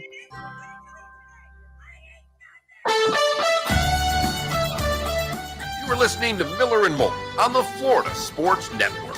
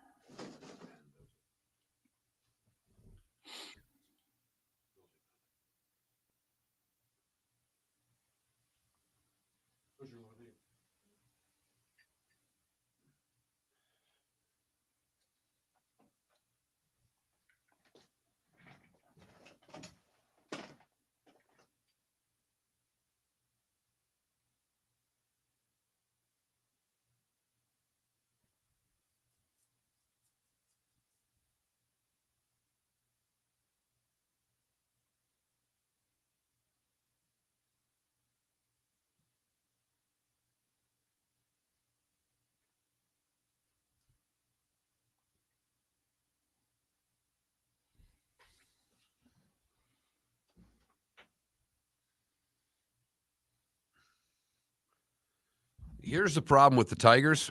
They would love to be sellers right now, but they're pitching so banged up. I don't know what they have to sell.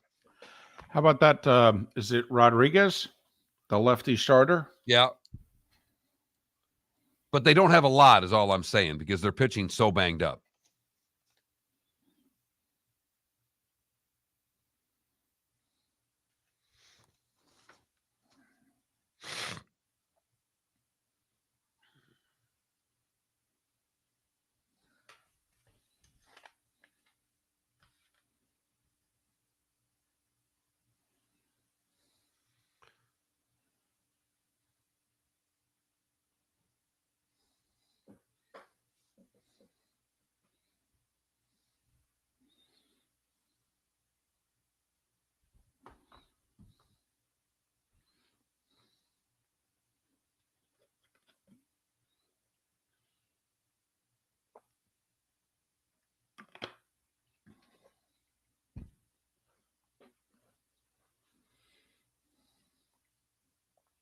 DTW fan, let me ask you this.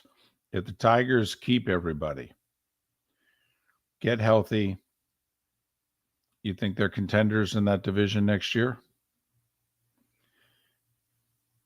Because that's the reason you keep people. You keep people because they're not going to do it. They're over 10 games below 500. They're not doing anything this year. Nope. But the reason you don't trade is because you think if I keep this group together, that we have a chance to win this division next year.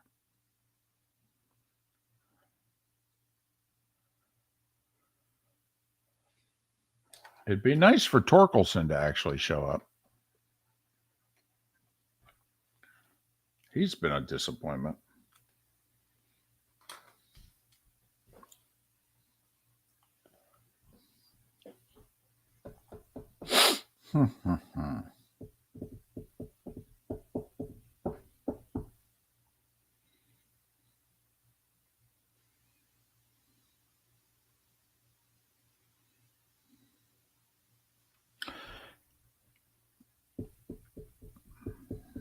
So just a reminder, Felipe, Mark, not this Friday, but the following Friday, I'm off. Yep. So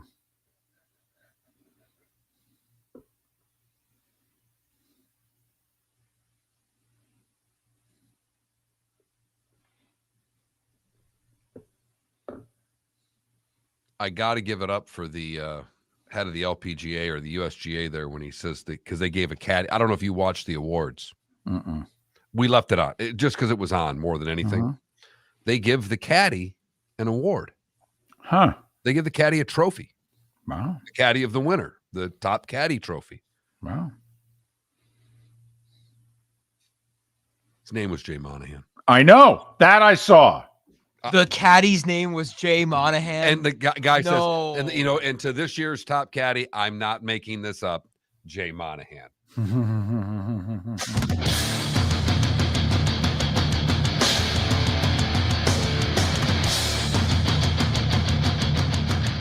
You are listening to Miller and Moulton, exclusively on the Florida Sports Network.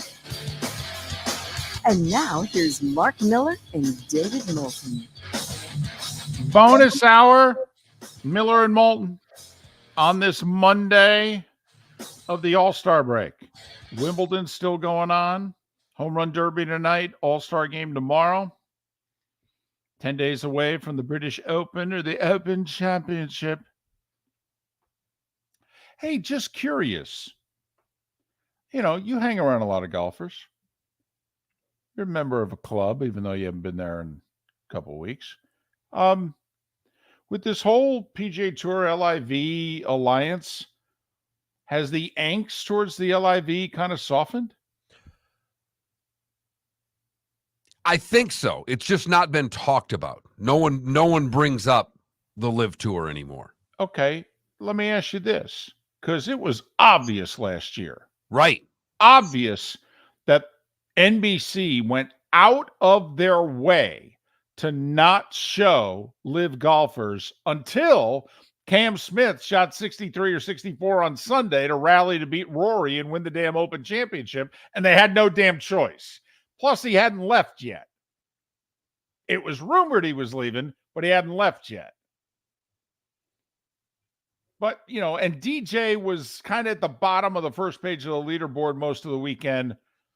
And what Miller and Moulton noticed was every opportunity they had to remove DJ from the leaderboard in the lower right-hand corner of their screen, they did.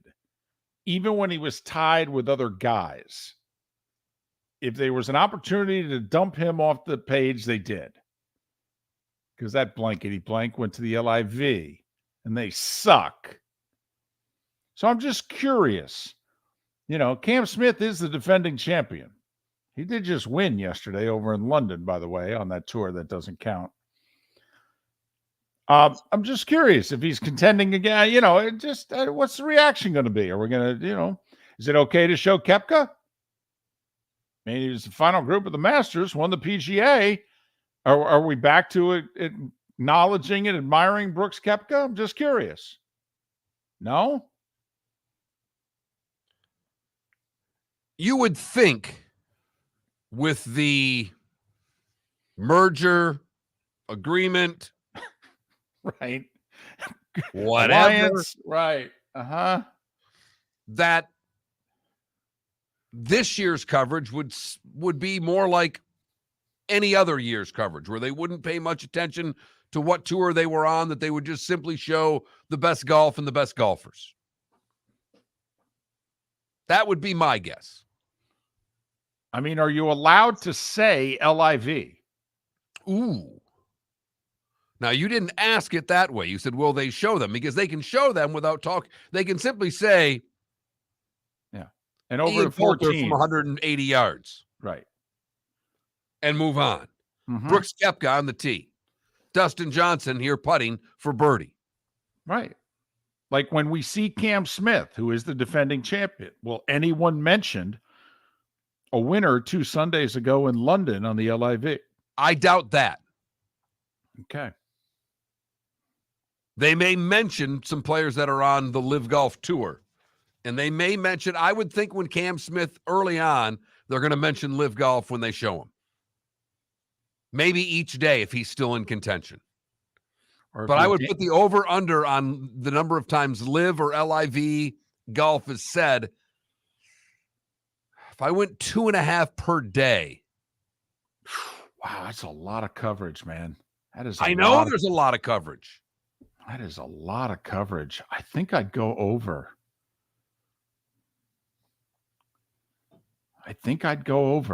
But then again, if it's said on Peacock, did it really happen? Right. So, just wondering. I had just gotten that out of my head. It took 10 days away from you. Because believe it was the U.S. Open that I was watching, that every time they mentioned Peacock, I could only hear it that way. Right. And after a 10-day vacation, sabbatical from you and Felipe, I had completely forgotten about Peacock until now. Glad I could help. Me too. By help, I mean make your life a little worse. When are you going to be next to me again in the studio? Thursday. Oh, wonderful. Hey, any of the stuff you've been bottling inside, you get to unveil it my way Thursday and Friday, too. Payback works both ways, you know. So, okay, we joked earlier. Bob Huggins wants his job back. Bob Huggins says he didn't resign. Can I read you the letter that Bob Huggins released a little over 3 weeks ago? Are you okay? I know we don't like to just sit and read things. No, go ahead. Okay. Today, I have submitted a letter to President Gordon Gee and Vice President and Director of Athletics Ren Baker, informing them of my resignation and intention to retire as head men's basketball coach at West Virginia, effective immediately. Is there anything there that is, I don't know, wishy-washy? No, that seems pretty straightforward. I mean, is it the word intention that gives him some wiggle room? okay, informing them of my resignation and intention to retire as head men's basketball coach at West Virginia. Because remember, we've got this dispute going on in the Mountain West between San Diego State and the Mountain West, in which they said, hey, it's our intention to leave the conference. And the Mountain West said, well, then you're gone. And they went, no. It's our intention. We're probably going to leave, but we haven't left yet. No, you left. You're gone. You gone. So, but once again, all right, I have submitted a letter informing them of my resignation and intention to retire as basketball coach effective immediately. Okay. You know, An intention to retire means once they've accepted that letter, you've retired, doesn't it? well, also in other paragraphs, he talks about being born in Morgantown. Okay. And he refers to him in the job in the past tense.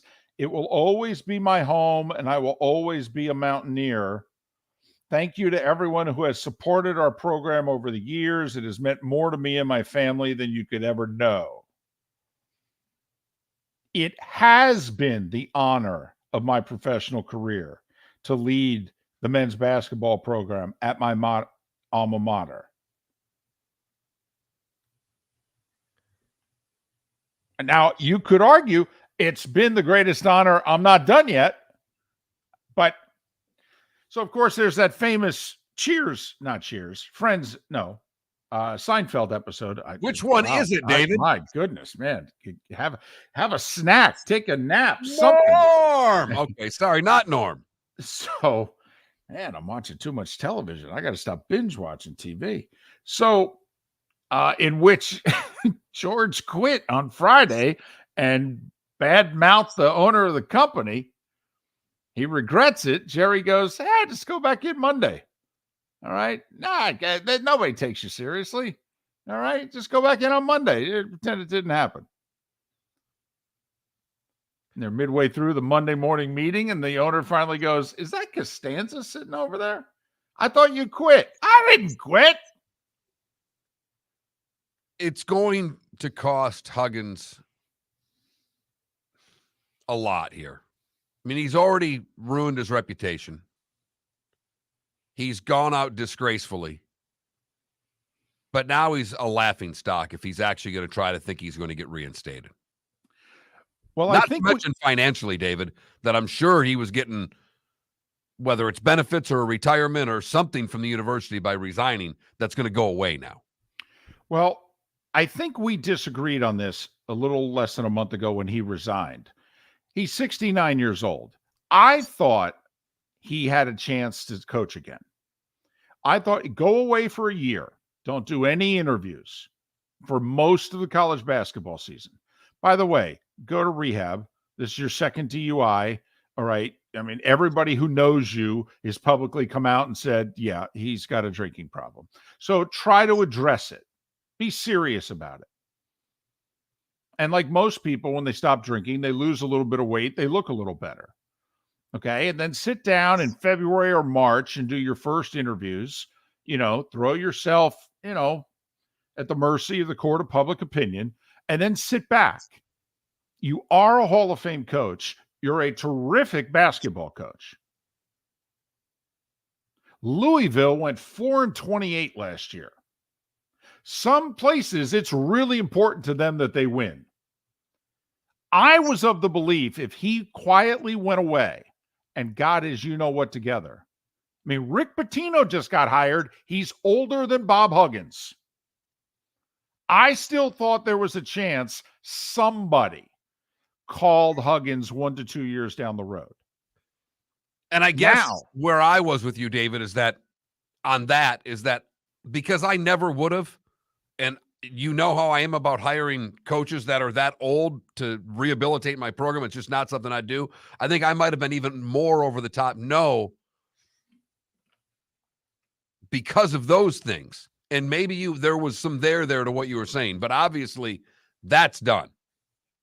Well, that's the thing. that I would be saying to him right now, listen, Bob, I don't know what to say. Bob, by the way, is trying to say that his wife submitted the letter. He didn't. Good. You throw her under the bus too. Exactly. While we're throwing everybody under the bus but ourselves, let's Right. throw our wife who's standing by you as you got the DUI conviction when you thought you were in Columbus and you were in Pittsburgh. Hello. So now this, to me, he's completely unemployable now. Now, I think most people thought he was completely unemployable going forward anyway, and his career was over. But I would be saying to Bob, first off, this is the long shots of long shots. You know, obviously you're trying to get some money out of this. By resigning, you walk away, you don't get a check. You're trying to get a check here. Well, I don't know what to tell you. There's a resignation letter with your name on it. And for 3.5 weeks, you didn't say anything. This is the long shot of long shots. But Bob, if we do this, you have absolutely no chance of ever getting hired again.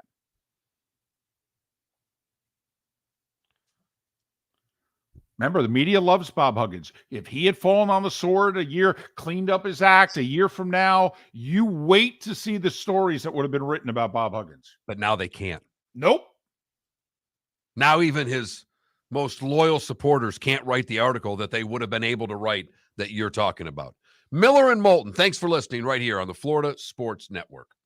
David Moulton for Napa Auto Parts, and Napa Filters. Insist on Napa filters for your vehicles, or if you're a do-it-yourselfer, only buy Napa filters. Napa has a filter for almost anything on earth that moves, whether it's motorcycles, foreign and domestic cars, vans, SUVs, earth-moving equipment. You get the idea. Napa Auto Parts, Napa filters. Insist on them for your vehicles, or if you're a do-it-yourselfer, only buy Napa filters. Ladies and gentlemen, once again. Hi. Excuse me. Hey, the line starts back here. Ma'am, if your party's not here, you're gonna have to go around again. If you had the opportunity to avoid all this, wouldn't you? Salt Live is the official transportation provider of the Miller and Moulton Morning Show, making your trip to and from the airport seamless and stress-free. Salt Live is supported with the help of local partners like the Bayfront Inn. Gather your family and friends and enjoy a leisurely day on the water with a pontoon or deck boat. If you prefer to explore the waterways without a motor, the Bayfront has canoes, standboards, and kayaks. At the end of your journey, enjoy lunch or dinner at the Bamboo Tropical Bar and Grill. The Bayfront Inn, something for everyone on 5th Avenue in downtown Naples. BayfrontInNaples.com. When you need a ride, book with Salt Live Transportation, 308-8686, or book on saltlivetransportation.com. Located on the East Trail, locally owned Naples Tiki Bar and Grill is an outdoor eatery next to the Hitching Post Shopping Center. Island-inspired food with a true tiki theme. The best place in Naples to enjoy the beautiful weather in Southwest Florida. The Naples Tiki Bar and Grill offers a great menu for dine-in or takeout. Enjoy our famous pulled pork, huge burgers, and tiki bar cocktails. Don't miss happy hour every day from 3 to 6, and live music 7 days a week. See you soon at the Naples Tiki Bar and Grill, 11498 Tamiami Trail East. You were listening to Miller and Moulton on the Florida Sports Network.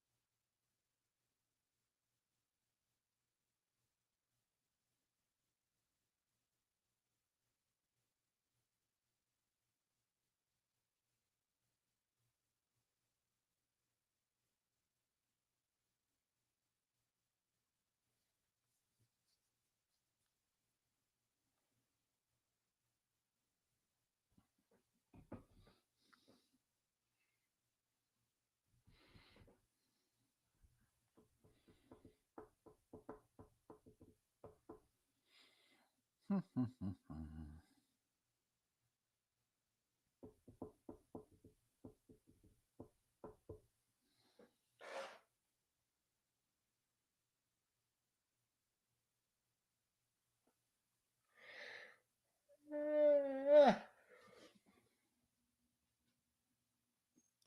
the way, these Thompson twins in the NBA that were selected 4 and 5 are going to make some serious noise in this league.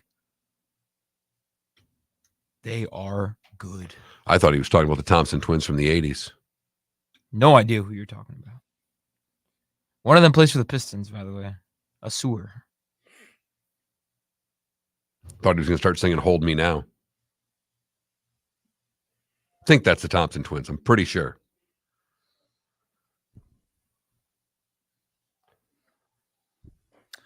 Listen, Felipe, you do know I don't go down these roads with you. All right. But I may be willing. I'm not saying he's going to be a better player. But in terms of the amount of money he is going to make on and off the floor, have you seen the high school kid from Maine? Cooper Flag.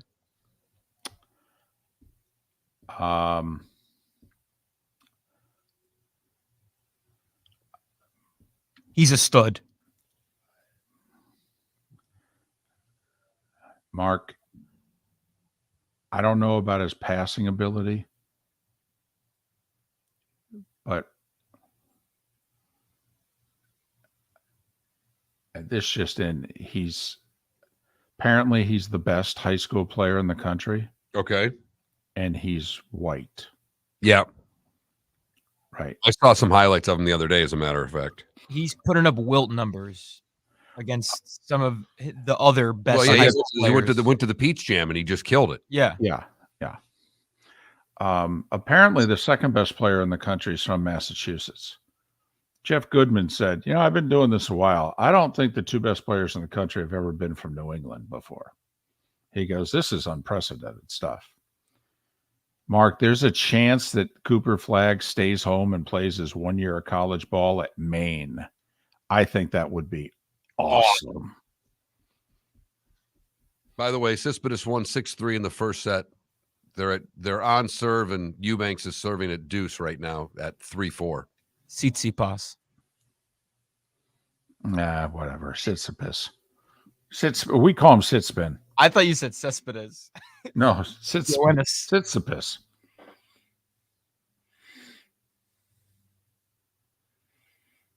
Stefanos Tsitsipas. Tsitsipas. He ain't French, dude. No, but that's how the French would say it. Well, I don't care. He's not French. Tsitsipas. That's not. He just got done watching him at the French Open. That's the problem. Still in his head.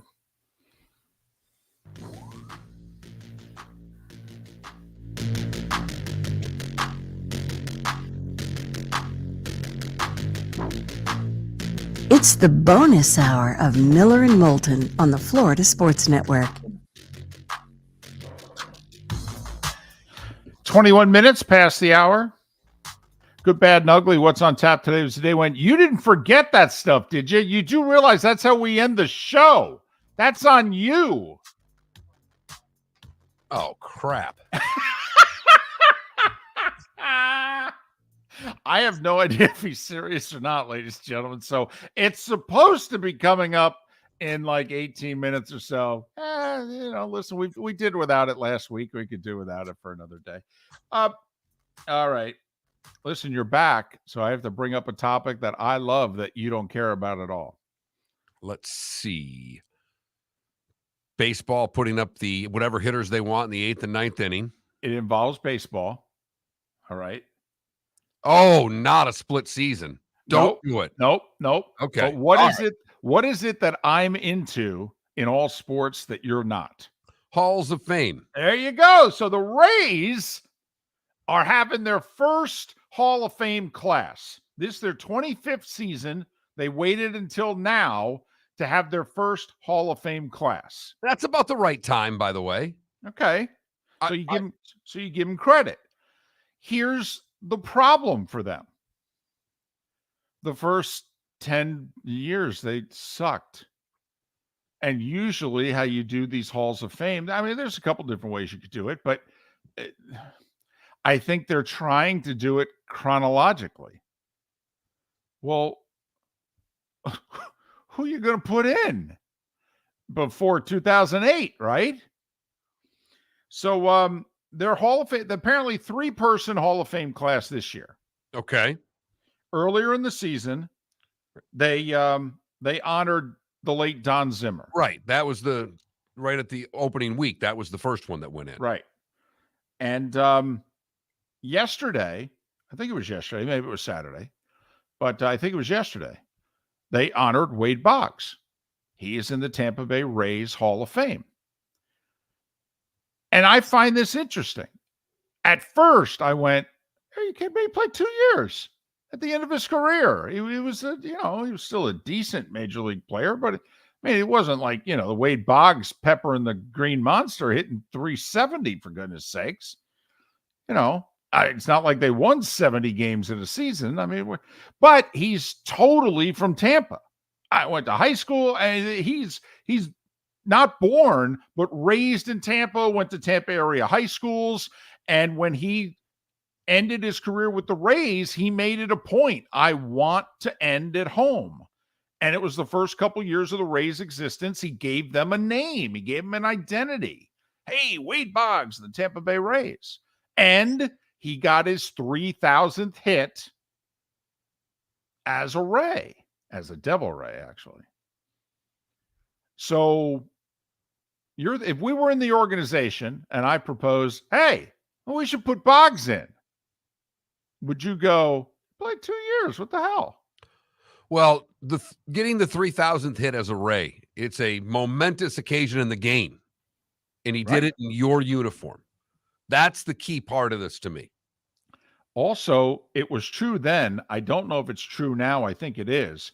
He's the only one to hit a homer for his 3,000th. Like Molitor, I think, is the only one to have 3,000 be a triple. Now, maybe somebody since Boggs has homered, but, Boggs at the time when he did it, he was the only person to make the 3,000th hit a homer. Doesn't add to me wanting to put him in the Rays Hall of Fame. It's a nice footnote. Right. But I think the fact doing so as a Ray, and like you said, giving them an identity when they desperately needed one. So you're okay with it? I'm okay with it. By the way, quick story. I'd never heard this before. Boggs is doing an interview with Trisha Whitaker, the Rays reporter. And she asked him about 3,000th hit. And he said, well, funny. Larry Rothschild, the manager, calls me over at the start of the inning. And he says, listen, I think I'm going to pinch hit for you. And Boggs said, my eyes got real big. I got my whole family there. I'm one hit away. I know there's a lefty on the hill, but come on. Okay. And Rothschild, after about 10 seconds, starts laughing and says, I'm just kidding.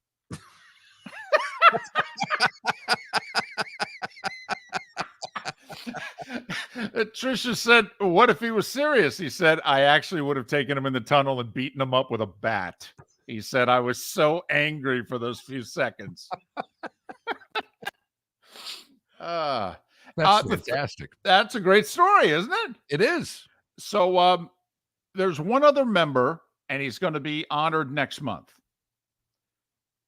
Carl Crawford. Now, I would argue that Longoria at this point in time is the best player in Rays history. But obviously he's playing third and DHing for the Diamondbacks. It's, unless you were going to do it when Arizona came to town earlier in the season, tough to do it. But,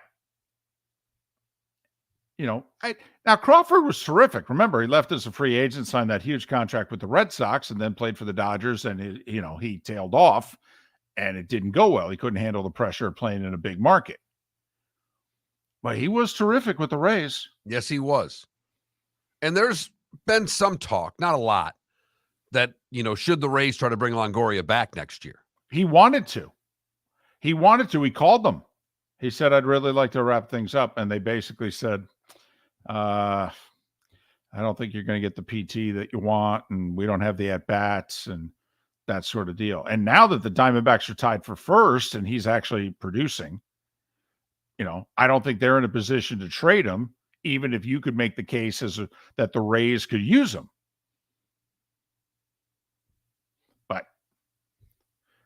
And he said, hey, I'm still planning on playing a little while. We could still make this happen. Oh, okay. But he definitely wants to end it in St. Pete. So we're sitting down. We're trying to come up with the second class. Rays Hall of Fame. If it's Zimmer, it's Boggs, and it's Crawford. And I will say Crawford was their first outstanding player. I will give them that. So I have no problem them going the route that they went. You putting David Price in? Well, that's why Longoria and Price were the two first names that popped in my head. And if there's a class of three, I don't know who the hell the third one is, David. I don't think I'd put him in a Hall of Fame. And we interviewed him a few times, including face-to-face at the Super Bowl when it was in Tampa. B.J. Upton had, he had a run there. I wouldn't put him in my Hall of Fame. I think he's, very good player. I don't think he was there long enough. Larry in our Twitch chat room says, don't you have to put Joe Madden? Probably. Price was the closer on the 08 team. He came out of Vandy, and he closed for them. I'm pretty sure he was on the mound, got the final out of the LCS against the Red Sox. Well, 7 years on the Rays, and he's the only Cy Young winner in franchise history? That's not Hall of Fame worthy? Well, I think it is. I think it is. I think it is. Yeah. Now it's interesting, later on, this summer, McGriff's going to go into the Hall of Fame. Didn't he have a cup of coffee with the Rays?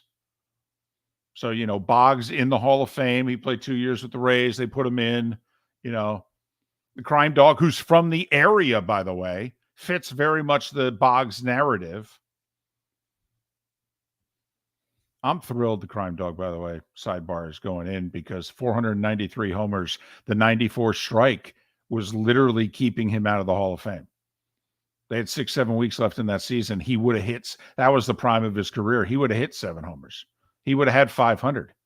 He would have been in years ago. 94 strike was keeping the crime dog out of the Hall of Fame. Well, lockout year is might keep Ovechkin from catching Gretzky. Right. I don't know what to tell you. Yep. Blank happens, David.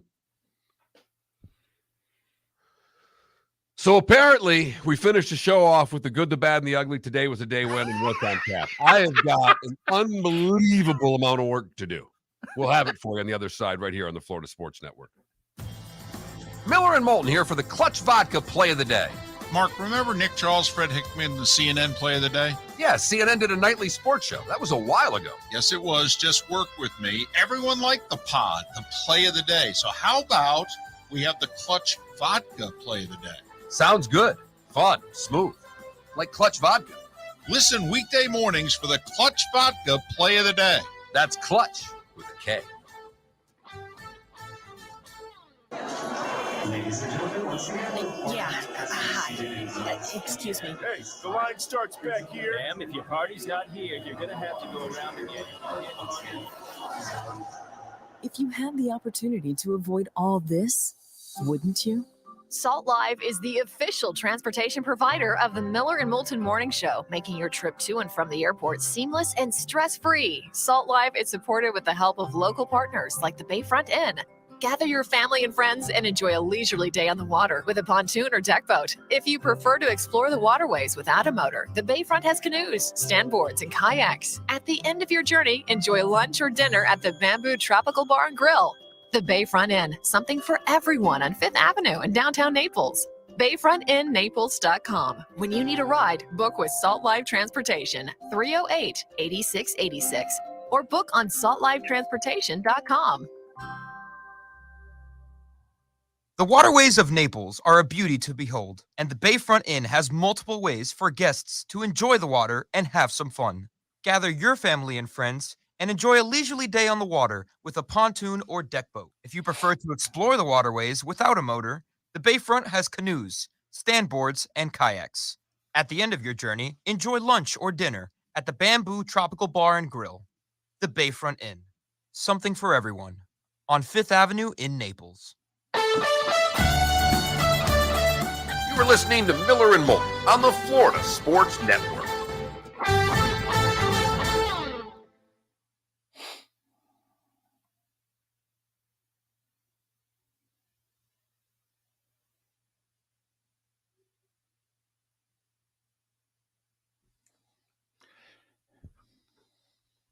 Yeah, I think both. I think Dwayne Stats is going to go in, and certainly Wills and Andy Freed will go in at some point.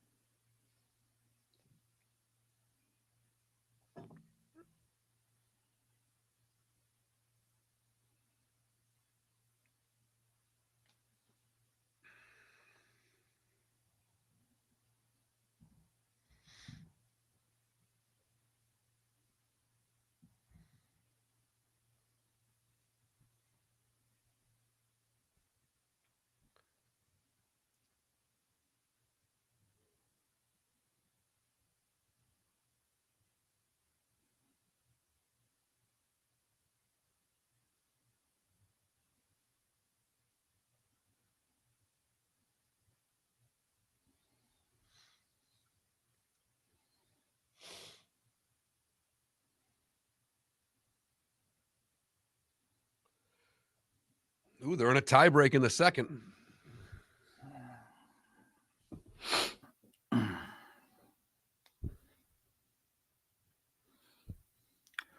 So did you hear that apparently there's a meeting today? They're thinking about eliminating the sports section of the New York Times.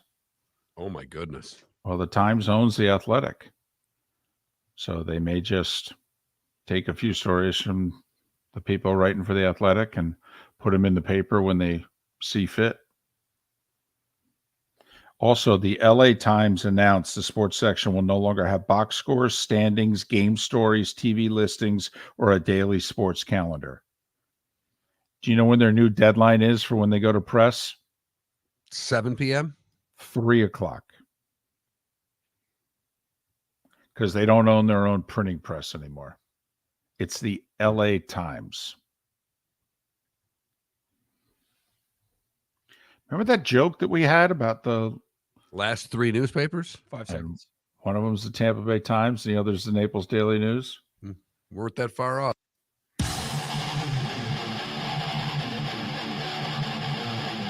You're listening to Miller and Moulton, exclusively on the Florida Sports Network.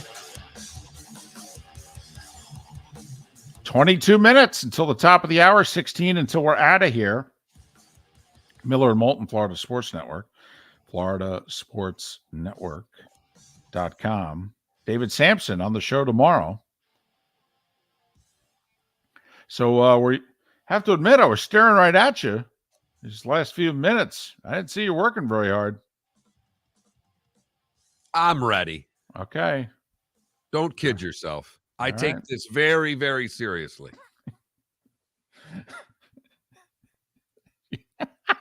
I'm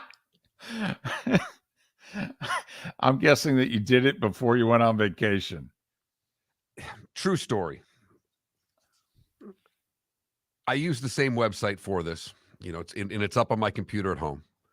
And I didn't realize that when I did it, the last time I did it was in June. So yesterday afternoon, I go up to do today's. And I just simply went to the calendar part and clicked on the 10th.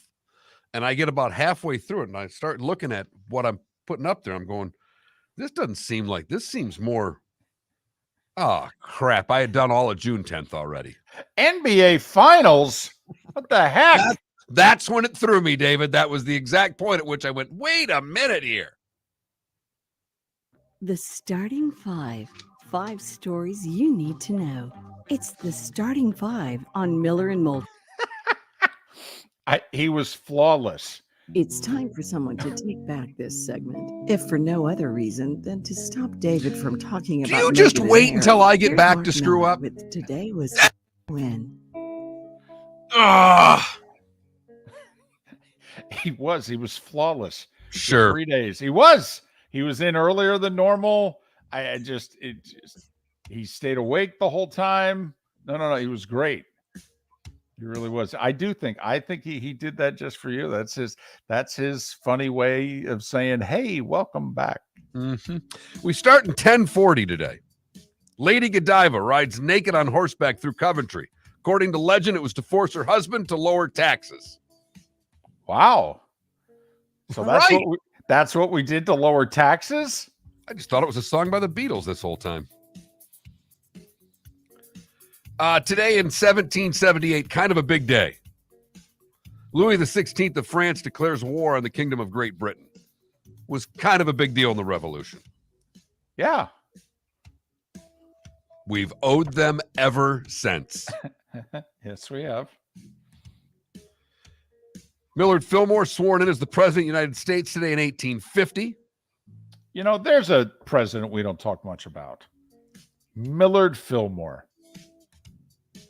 You would think someone with the name of Millard would be more remembered. There's a lot of Fillmore high schools out there, isn't there? Yeah, that's true.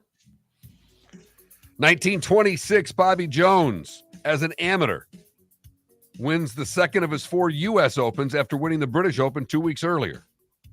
See, they played these tournaments whenever the hell they wanted back then. Basically, whenever they could get there. 1934, insignificant baseball stat of the day. Carl Hubble strikes out Ruth, Gehrig, Fox, Al Simmons, and Jim Cronin consecutively in the All-Star game. It wouldn't matter. The American League would still win. It was the second ever All-Star game. AL wins 9-7. 5 Hall of Famers struck them all out in a row. Today in 1940, the Battle of Britain begins as Nazi forces attack shipping convoys in the English Channel. 1953 at Carnoustie, in his only open appearance, Ben Hogan wins by 4. Think about that, by the way. He didn't like to travel, and after the car accident, but, you know, in 53, he's playing really well. He goes, all right, fine. I'll go play this tournament. You guys stop giving me grief. He goes, he wins it. Carnoustie, by the way, clearly the toughest course in the rotation. He wins it. He's like, I'm never coming back. 64, Tony Lima wins his only major, beating Nicholas at St. Andrews. Great nickname, don't you? Champagne Tony Lima. Isn't that a good one? It really is. Today in 64, also the Beatles release A Hard Day's Night, their third studio album. Yeah, not bad. 65, the Stones get their first U.S. #1 with Satisfaction. 71, Trevino wins his first of consecutive Open championships, this one at Royal Birkdale. David, in 75, Gladys Knight and the Pips were so big their summer series premiered tonight on NBC television. It's all because of the Pips tuxes. I'm telling you right now. The Pips were amazing. I still want to be a Pip. Johnny Miller wins in 76, 6 ahead of Seve and Jack. That was his second and last major. Correct. Tonight in 1978, the World News Tonight premieres on ABC with Max Robinson as the first black anchor on a network newscast. Wasn't he one of three? Or was he solo? Because I remember before Peter Jennings got the gig just for himself, they did Frank Reynolds, Max Robinson, and I think Peter Jennings. And they had like three men who were anchoring the news. Today in 85, the French blow up the Greenpeace boat Rainbow Royer in the Auckland harbor to prevent it from interfering with French nuclear tests. And Playboy publishes nude pictures of Madonna. It's a big deal in 85. Oh, it was huge. I was working at a convenience store. We had to keep the magazines not out in the open. We had to have them covered because if you were a certain age, you couldn't see them. And oh my goodness. Today in 1992, the U.S. Major Soccer League folds after 14 seasons. 2016, Andy Murray wins his second Wimbledon and third Grand Slam title. Today in 2018, Drake surpasses the Beatles with the most singles in the Billboard Hot 100 with 7. The Beatles had 5. Joker wins his 4th straight Wimbledon a year ago to get to 21. David Brinkley, Jake LaMotta, and Arthur Ashe would have all celebrated birthdays today. Arlo Guthrie, 76. Andre Dawson, 69. Roger Craig is 63. Urban Meyer, 59. Adam Foote, 52. And Jessica Simpson's 43. What did I miss, David? Urban's only 59, huh? Yeah. No, I think you got everything. Huh. I do. Getting lucky every once in a while. You've heard folks elsewhere mock Florida is gonna Florida. Well, Mark Miller sees it differently. He calls it the good, the bad, and the ugly. What you got, Mark? For the good, we go to Fort Myers Beach, where the Lee County Sheriff's Office and Lee County Domestic Animal Services are teaming up to give Fort Myers Beach residents low-cost vaccinations. It'll be Friday, July 21st from 9 a.m. to 1 p.m. You have to have an appointment. It was really tough finding a good. You know, that's the hardest thing, David. You come back from vacation, you figure there'll be all kinds of good. Not right. so much. We'll stay in Florida for the bad, where FHP busted and arrested 2 people for trafficking and manufacturing meth right near the Florida Welcome Center. A traffic stop on I-95 southbound near the Florida Welcome Center discovered 2 40-plus-year-old passengers, both having a lot of meth and the materials used to make it. Welcome to Florida. Here's your meth.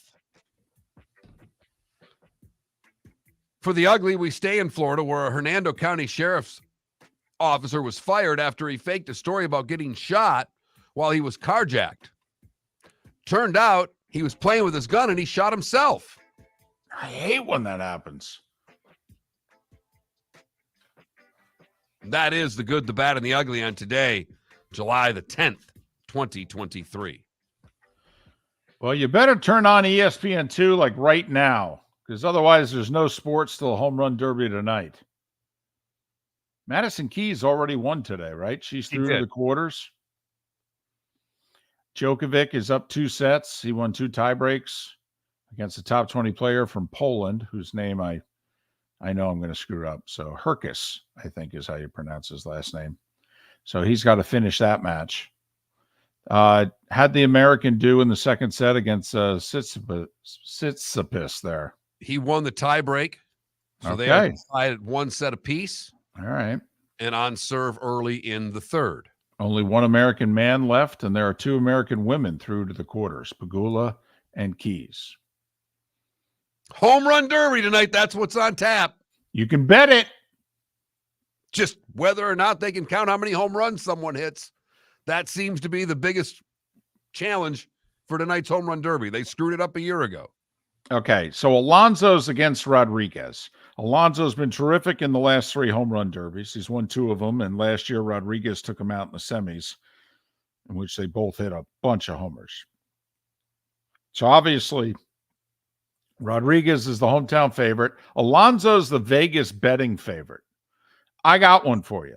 Adley Rauschman of the Orioles. He's the longest odds. He's at like plus 2,000 or something like that. You're getting huge odds on this guy. I'm all in.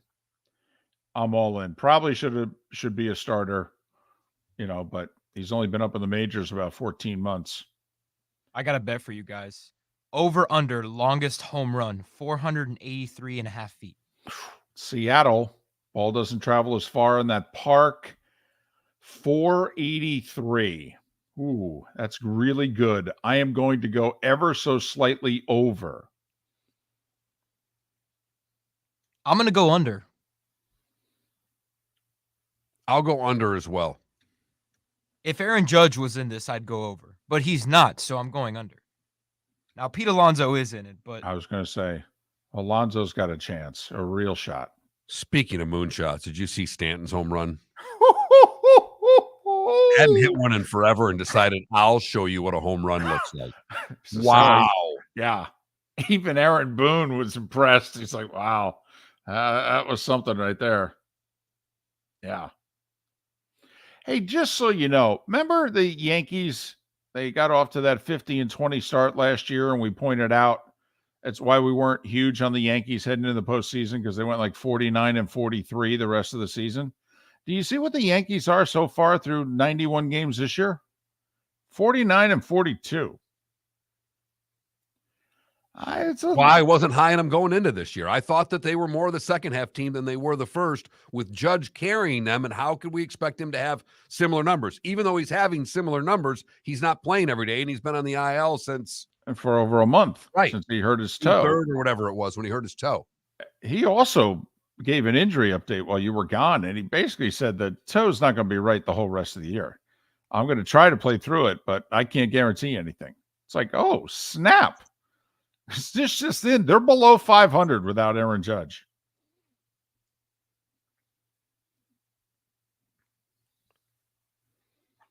They fired a hitting coach mid-season yesterday.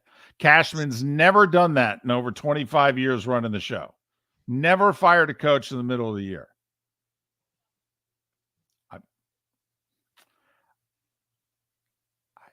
I think he's got to be busy.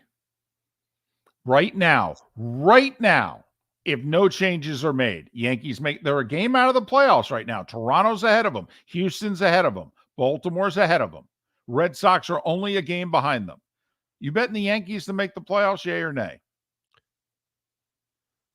That is so tough.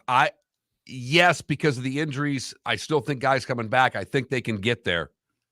And having been there before, I picked them to finish third and get into the playoffs. I still think that can happen. Sounds like you wouldn't, though, by the way. The reason... No, I actually would bet against them because, first off, I think Toronto's going to be aggressive, and I like the Jays roster more than the Yankees. Houston will be aggressive. They're all in.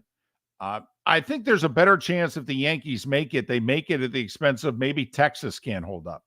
And Texas falls all the way back so that the Yankees pass them, and Texas end up as a second-place team, but a worse record than the Yankees. And I mean, Mark, I do think it's possible 4 teams make it from the East, is what I'm getting at. I really do think that's possible.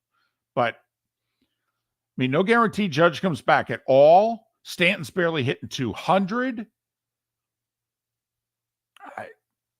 They're not a good, without Judge. No, but they should be getting some pitching back, and I think that will help tremendously, David. That's where I'm leaning. Well, and for them, though, their offense is more the problem than pitching. I know. Will Cashman finally trade a young player to get a proven bat? Or will he keep protecting the system, which until this year hadn't served them well for 10 years? And when you trade it away, it's tough for it to produce for you. And of course, he's going to say, hey, Moulton, I know you hate me, but the last time I made a trade, it was for Joey Gallo. And look how well that worked out. And I would say, yeah, well, you traded for the wrong guy, you idiot. So Miller and Moulton. David Sampson's on the show tomorrow? Guaranteed. And then that's it. We don't see him until August. Correct. So join us for that. We thank you for listening. We'll do it all over again tomorrow morning at 6 a.m. Miller and Moulton, where else but right here on the Florida Sports Network. David Moulton for Napa Auto Parts, and Napa Filters.